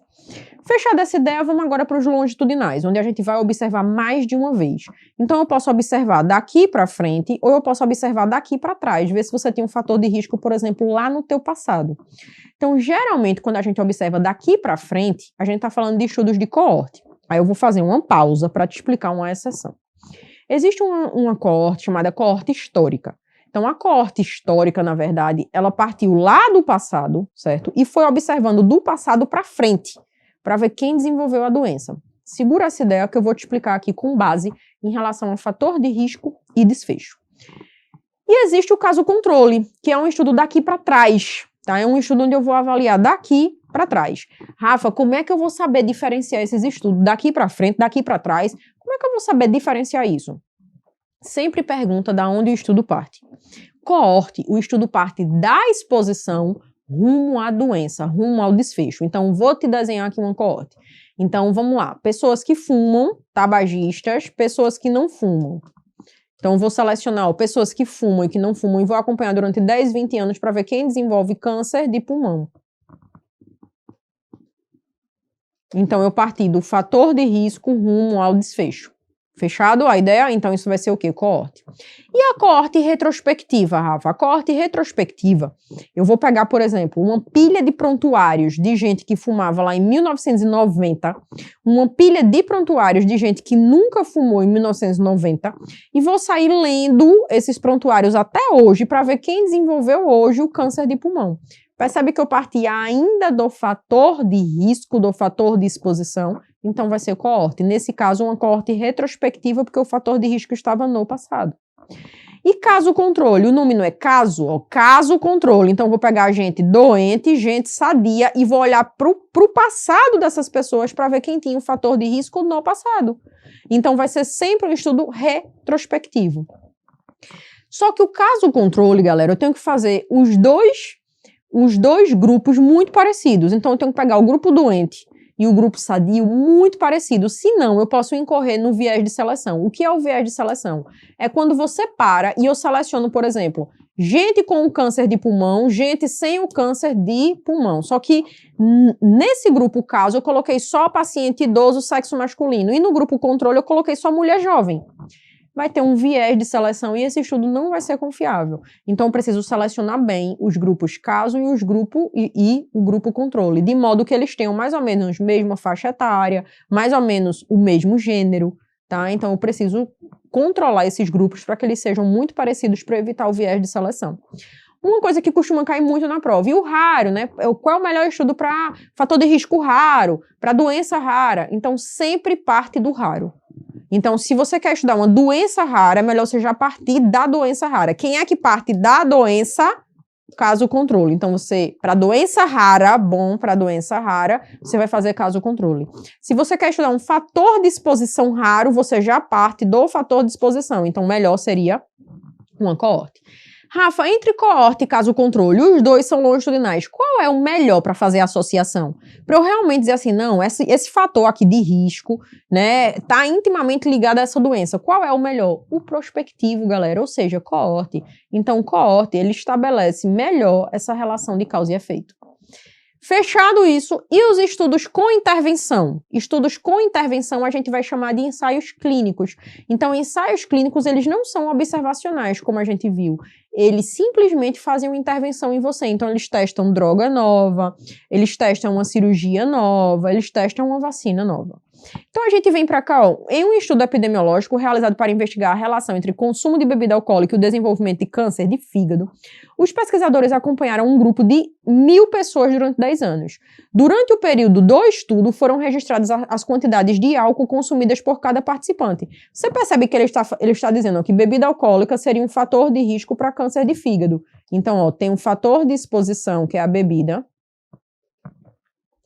e o desfecho, que seria o câncer de fígado. Beleza? Ok, ele está partindo de onde? Do fator de exposição, galera. Veja que ele diz aqui, ó. Durante o período do estudo, foram registradas as quantidades de álcool consumidas pelos participantes. Então, ele pegou aqui, ó, selecionou gente que tinha ali esses fatores de exposição diversos, que consumiam diversas quantidades de álcool e foi estudando essas pessoas aqui, ó, durante 10 anos, para ver quem desenvolveu o desfecho que foi o câncer de fígado. Os pesquisadores utilizaram uma técnica estatística para comparar a incidência de câncer de fígado entre os que consumiam alta dose de álcool e os que consumiam baixa dose, ou seja, entre os que tinham fator de exposição e entre os que não tinham fator de exposição. Qual é esse desenho de estudo que parte do fator de exposição rumo ao desfecho? É uma coorte. Então, a gente está diante aí de uma coorte prospectiva. Estudo transversal, você só ia avaliar uma única vez, aquele avaliou durante 10 anos, né? Foi um estudo, inclusive, longo. Caso controle, era se ele pegasse quem tem o câncer, quem não tem o câncer, e fosse olhar para o passado, para ver quem consumiu no passado. Estudo ecológico é aquele estudo que a gente viu, é transversal, você avalia uma única vez e avalia o agregado. E ensaio clínico, ele faria uma intervenção. Então, ele precisaria fazer uma medicação nova, uma vacina nova, né? Então, tá falso aqui. Fechado isso, ainda dentro de estudos epidemiológicos, vamos entender como é que a gente faz relação com a análise do intervalo de confiança. Então, primeiro, o que é o intervalo de confiança? Galera, seguinte, imagina que eu fiz um estudo aqui, certo? Entre consumo de bebida alcoólica, tá? E câncer de fígado. E eu achei que o consumo de bebida alcoólica poderia gerar o câncer de fígado, tá? Eu achei essa associação, tá? Beleza, só que veja, esse estudo ele pode ter sido ao acaso. Eu selecionei gente que tinha uma predisposição genética e eu não sabia. E as pessoas desenvolveram câncer. Como é que eu faço para eu realmente ter certeza e bater o martelo e dizer assim, essa droga é boa, ou isso aqui é um fator de risco, isso aqui é um fator protetor? Teoricamente, eu teria que repetir esse estudo várias vezes e achar o mesmo resultado. Concorda? Aí eu vou dizer que não é um erro aleatório. Como é que eu faço isso? Faço cálculos estatísticos. Esses cálculos estatísticos, eles vão dizer assim, ó, se você repetir o estudo 100 vezes, o teu achado vai ser esse. Então, isso é um intervalo de confiança. Então, o intervalo de confiança, ele vai me dizer se aquele estudo tem ou não significância estatística. Beleza. Como é que eu avalio o intervalo de confiança? Veja, primeiro, eu vou avaliar a medida de associação do estudo. Então, a gente tem estudo, né, que tem risco relativo, o odds ratio. Então, vamos trabalhar aqui com risco relativo. Então, imagine esse estudo aqui que a gente fez, ó. Esse aqui que a gente já avaliou, tá? E eu achei, ó, o risco relativo de 3. Então, eu quero dizer o quê? Que o câncer de fígado acontece 3 vezes mais em quem tem a exposição do que quem não tem. Então, é um fator de risco. Então, quando eu faço o cálculo dessa medida de associação, galera, se eu achar um RR igual a 1, quer dizer o quê? O fator de exposição nem flui nem contribui. Porque se você tiver o fator, ou se você não tiver o fator, a chance de você ter ali aquela doença vai ser a mesma. Se você acha um RR maior do que 1, quer dizer que aquele fator de exposição é um fator de risco. Então, achei um RR de 14, quer dizer que as pessoas que bebem têm 14 vezes mais chance de ter o câncer, por exemplo. Se eu achar um RR menor do que 1, quer dizer o quê? Que aquele fator está te protegendo de ter a doença. Então, se eu achei um RR de 0,5, quer dizer que você tem ali 50% menos chance de ter aquela doença se você tiver aquela exposição. Tá? Então, um RR acima de 1 mostra que aquele fator de exposição é um fator de risco. Um RR abaixo de 1 mostra que aquele fator é um fator de proteção, que te protege de ter a doença. E o intervalo de confiança, Rafa? Veja, como é que isso vai aparecer para você na questão? Assim, ó. Ele vai te dar um RR de um valor e vai dizer o seguinte, ó, se você repetir esse estudo 100 vezes, você vai achar essa associação aqui, ó. O RR variando de 1,1 a 2,3. Então, é assim que a gente interpreta. Então, veja, o RR foi 1,7, foi acima de 1. Então, o fator de exposição é um fator de risco. E se eu repetir esse estudo 100 vezes, o meu RR vai estar sempre acima de 1, ó. Vai estar sempre sendo fator de risco. Vai variar entre 1,2 e 2,3. Então, vai ser sempre fator de risco. Isso tem significância estatística. Agora, dá uma olhada para cá. Eu achei um RR de 1,7, ou seja, o fator de exposição é um fator de risco. Se eu repetir esse estudo 100 vezes, ora ele está abaixo de 1, ora ele está acima de 1. Então, ora ele se comporta como um fator protetor, ora ele se comporta como um fator de risco. Então, não tem significância estatística. Então, como é que eu interpreto isso? Se o RR estiver acima de 1, todo o intervalo de confiança também tem que estar acima de 1, para ter significância estatística. Se o RR estiver abaixo de 1, todo o intervalo de confiança tem que estar abaixo de 1 para ter significância estatística. Então, vamos avaliar aqui essa questão. Ele diz, um estudo europeu avaliou fatores de risco para desenvolvimento de sífilis congênita em recém-nascido. Foram avaliados fatores como faixa etária, cor, escolaridade da mãe e consultas realizadas durante o pré-natal. Com base nisso, foi gerada uma tabela. Assinale a alternativa correta em relação à análise multivariada. Veja que ele dá aqui a análise univariada e a multivariada. Então, ele quer que você leve em consideração só essa tabela daqui, tá? A multivariada. O que é que essa tabela ela mostra pra gente? Galera, vamos interpretar a tabela e depois a gente vai para os resultados, tá? Então, vamos interpretar aqui faixa etária. Na análise multivariada, ó, idade menor do que 20 anos, o RR, ó, o odds ratio, aliás, está acima de 1. Então, a mãe ser muito jovem é um fator de risco para a doença para a criança ter sífilis congênita. Beleza. Quando eu olho o intervalo de confiança, ó, ora ele está abaixo de 1, ora ele está acima de 1. Então eu confio nisso? Não. Então, faixa etária, ó, não tem significância estatística. Vamos para o próximo. Cor.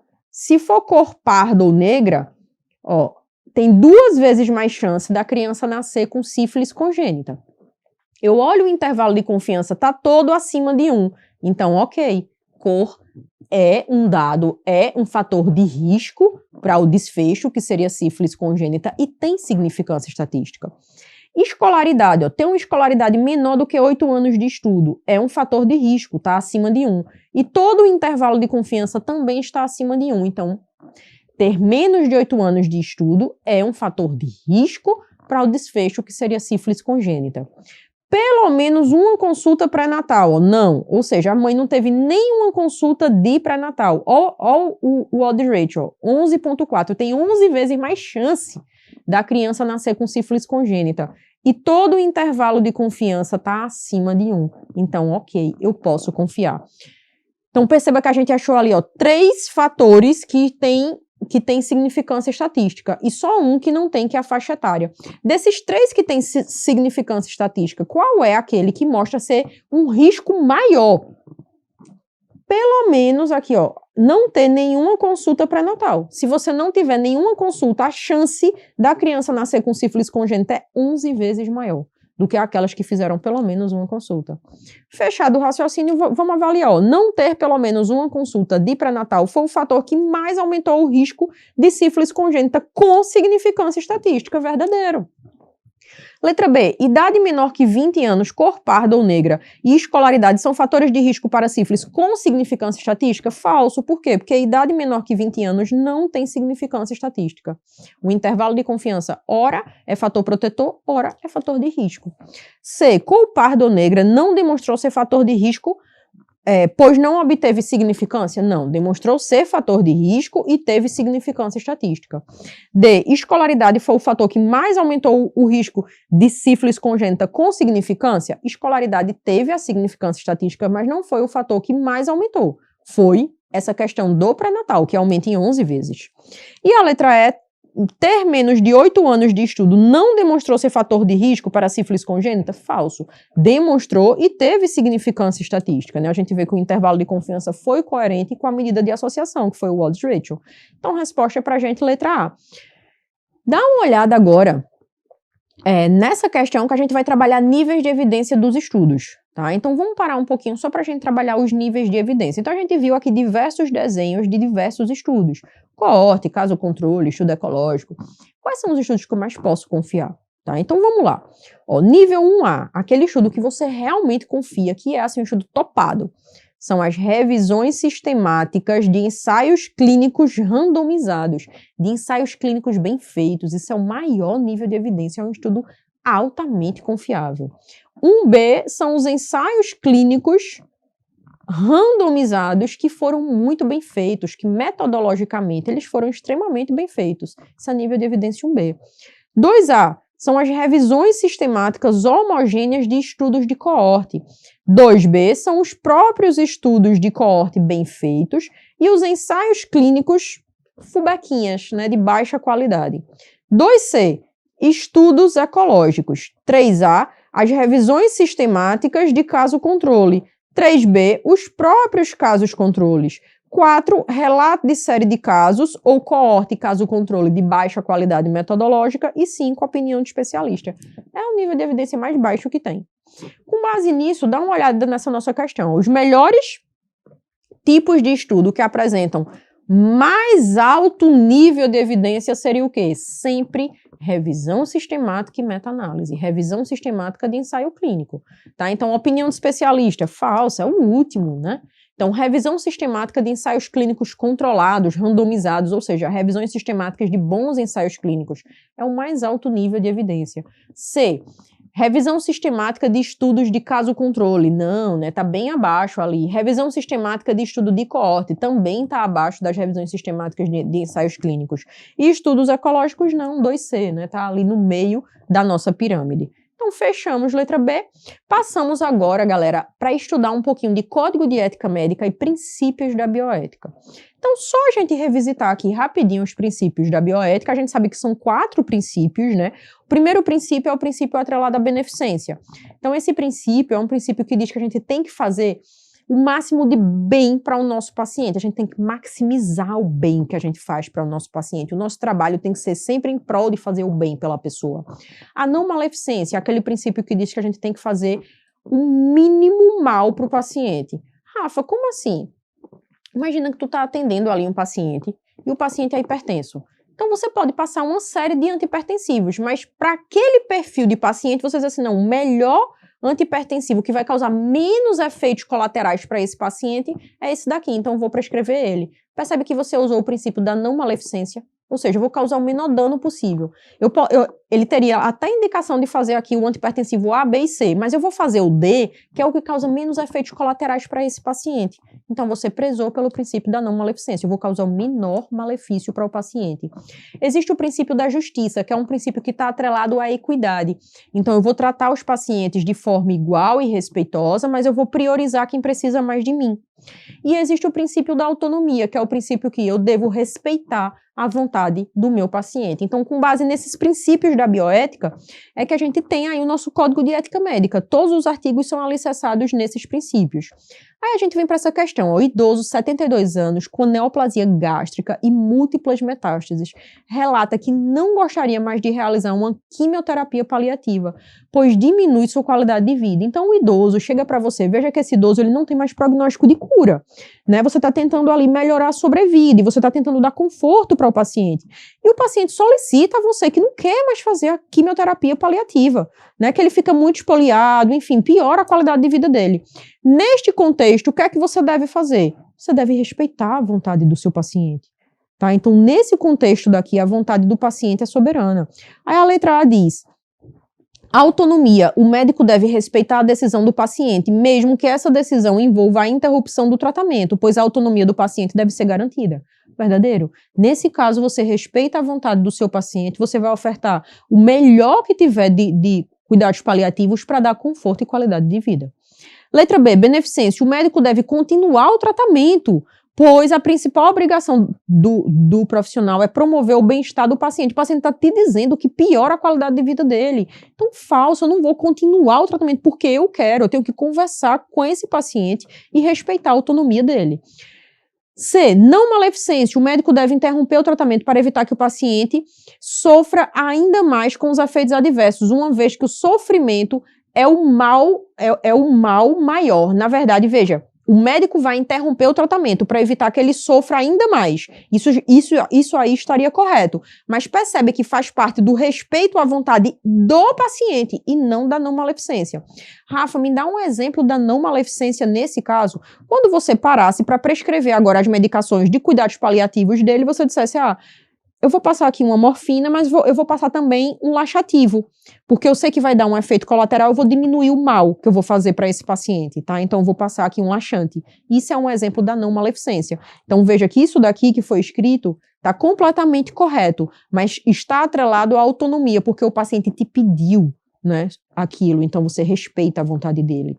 D, justiça. O médico deve priorizar o tratamento do paciente, considerando os custos do tratamento e o benefício potencial para a sociedade, mesmo que o paciente deseje interromper o tratamento. Falso, né? Ele deve priorizar o tratamento do paciente conforme a vontade do paciente. E letra E, solidariedade, que não é um princípio da bioética, né? A gente viu aqui que os 4 primeiros, né, que seriam os princípios da bioética. Então, a resposta para a gente, letra A. Dá uma olhada agora nessa questão para a gente discutir um pouco sobre Código de Ética Médica, tá? Então, quando a gente fala de Código de Ética Médica, os artigos que mais caem nas provas de São Paulo e no SUS São Paulo são os artigos relacionados a sigilo, galera. Então, vamos lá. Quais são esses artigos? 73 e 74.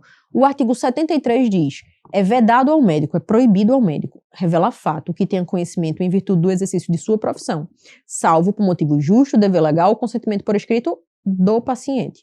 Aí veja o que ele diz, parágrafo único. Permanece essa proibição, mesmo que o fato seja de conhecimento público. Então imagina aí Neymar, teve uma lesão, enfim, você foi um médico que atendeu ele. Todo mundo está sabendo que Neymar teve aquela lesão. Aí você vai e publica nas suas redes sociais. Não, eu publiquei porque todo mundo estava sabendo, né, que ele se lesionou. Não, você tem que respeitar o sigilo, mesmo que o fato seja de conhecimento público. B, quando de seu depoimento como testemunha, nessa hipótese, o médico comparecerá perante a autoridade e declarar o seu impedimento. Então, imagina que você atendeu um paciente e o paciente te disse que matou o Neymar. Né? Fui eu que matei ele.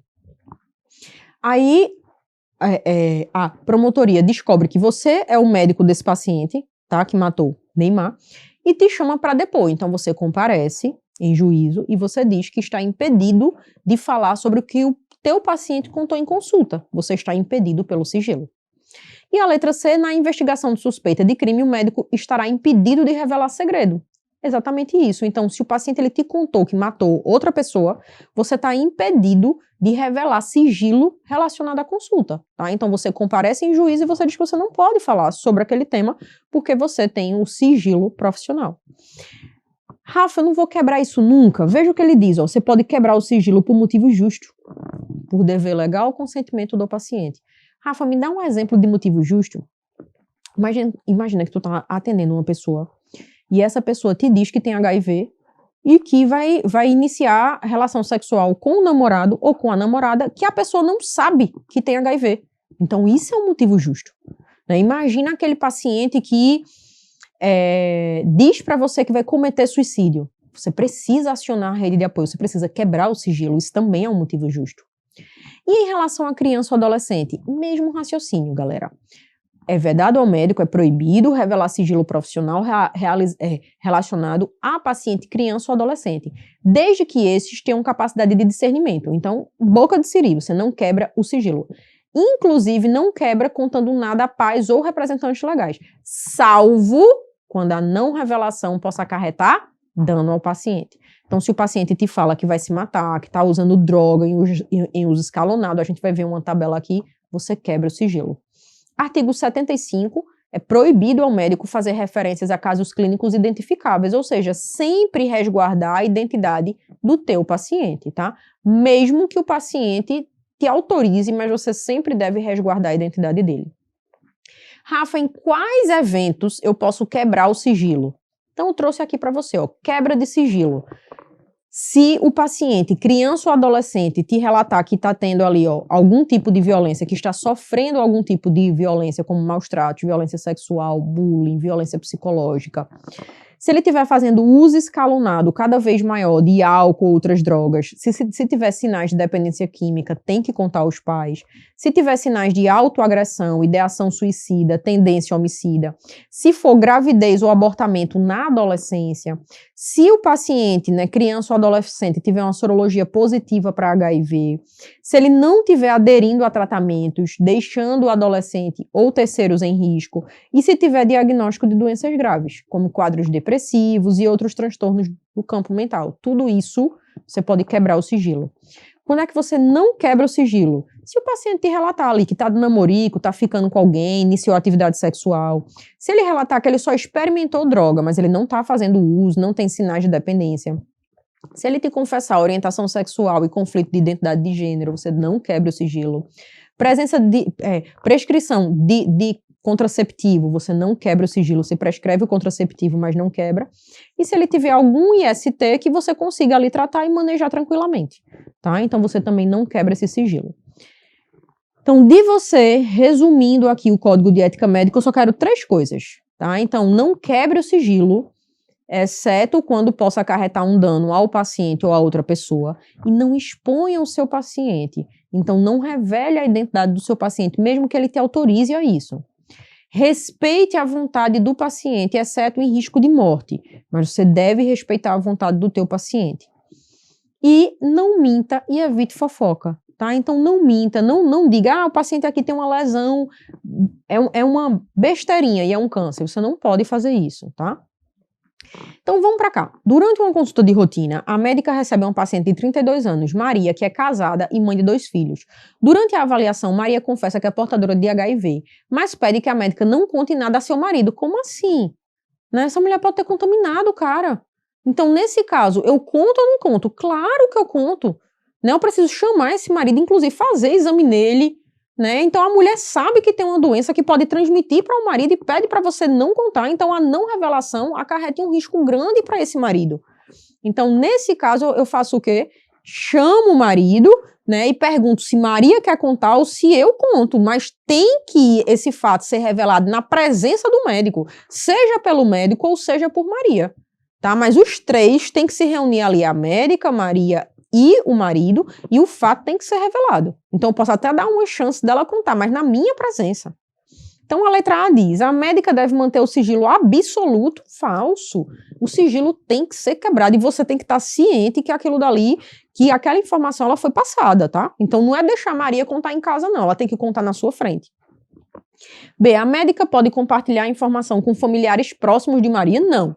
Só tem uma pessoa de interesse em relação a essa medicação, a esse diagnóstico, que seria o quem? O marido, tá? Então não vou sair fazendo fofoca e contando sobre a vida da mulher a familiares, não. C, a médica deve quebrar o sigilo e contar ao marido da paciente ou sugerir que a paciente conte ao marido na presença da médica. Verdadeiro, a letra C. Letra D, a médica deve buscar uma solução intermediária, como encaminhar a Maria para um serviço de apoio especializado em HIV e pedir que a paciente conte em casa o fato. Não, você precisa estar ciente que o marido conseguiu aquela informação. E a letra E, a médica pode compartilhar as informações com colegas de trabalho, ou seja, eu vou fazer fofoquinha ali. Não, pessoal. Então, preciso contar a pessoa que pode ser lesionada, que seria o marido, tá? Que pode contrair a doença. Caminhando aqui para a nossa reta final, vamos só revisar os rastreios, tá? Então, essa questão daqui é para a gente discutir um pouquinho com vocês sobre rastreios. Dá uma olhada comigo nesse resuminho aqui de rastreios, tá? Então, quando eu vou pedir rastreios ali, por exemplo, para câncer de cólon, então veja, segundo a Força Tarefa de Serviços Preventivos americano, você vai pedir de 45 a 75 anos para os pacientes nessa faixa etária. Se for segundo o Ministério da Saúde, de 50 a 75 anos. Para câncer de próstata, lembrar que o Ministério da Saúde não recomenda rastreio. Quem recomenda é a Sociedade Brasileira de Urologia. E aí você pede para homens a partir dos 50 anos ou a partir dos 45, se tiver história familiar ou se for negro. Para câncer de pulmão, o paciente tem que preencher ali 2 pré-requisitos. Então, ele tem que ter idade entre 50 e 80 anos e ele tem que ter uma carga tabágica de 20 maços ano ou mais. Então, ele tem que preencher os 2 critérios. Lembrar que isso daqui é a recomendação da Força Tarefa de Serviços Preventivos americano, tá? O Ministério da Saúde não recomenda. Câncer de mama, você vai solicitar ali para mulheres entre 50 e 69 anos. Câncer de colo uterino para mulheres que iniciaram vida sexual e têm entre 25 a 64 anos.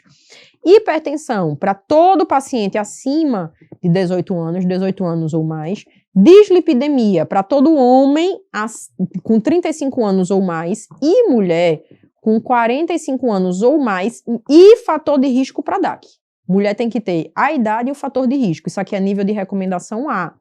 E o Ministério da Saúde ainda diz que você pode solicitar a partir dos 20 anos para homem ou mulher que tenha fator de risco para DAC, mas seria nível de recomendação B.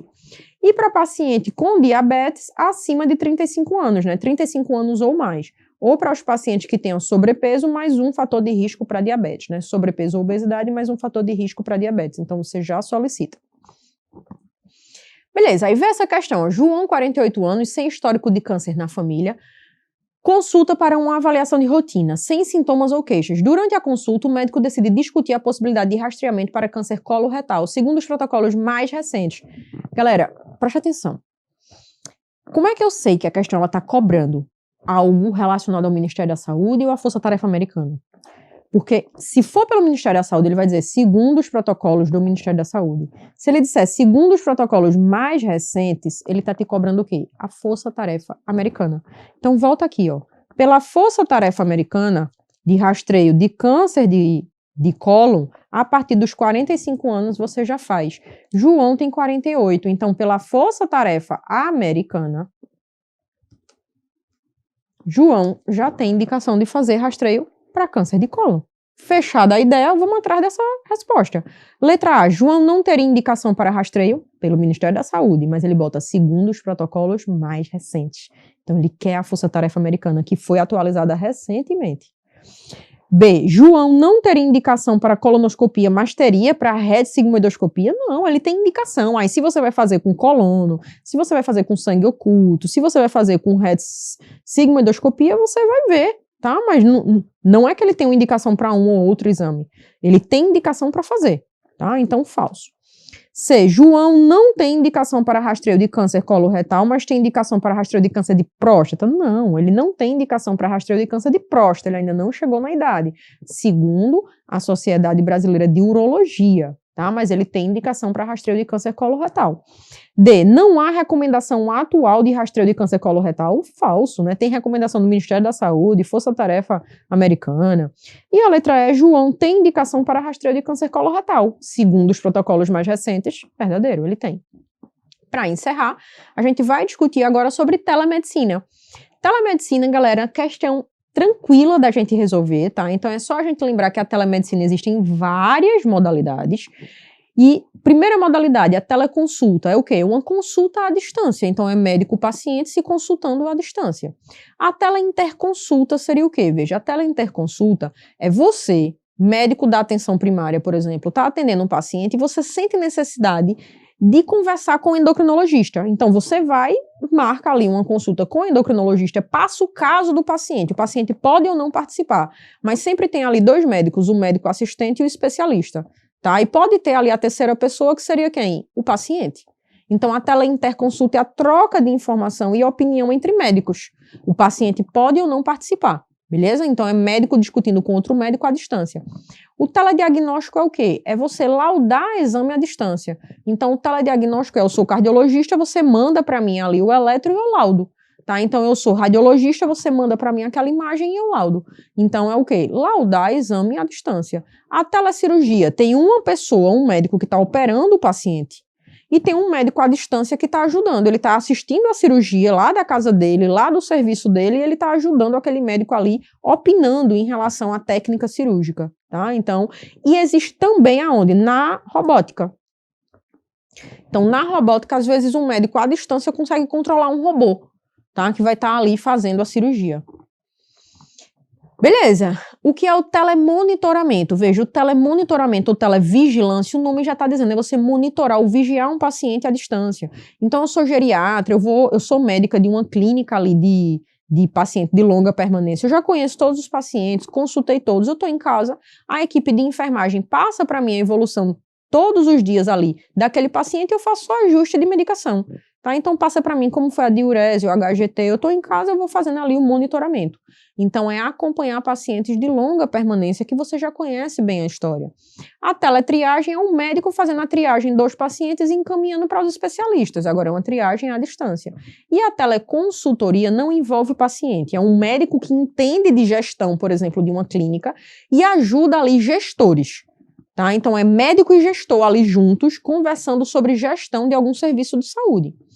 Aí a gente vem aqui para a nossa última questão, ele diz, é o ato médico à distância, geográfica e ou temporal, com a transmissão de gráficos, imagens e dados para emissão de laudo ou parecer, ou seja, laudar exame à distância. Isso é o quê? Telediagnóstico. Resposta é para a gente, letra C. Finalizamos a nossa semana da aprovação do SUS São Paulo. Espero que você tenha gostado, tá? Te desejo uma excelente prova. Tenho certeza que você vai arrasar.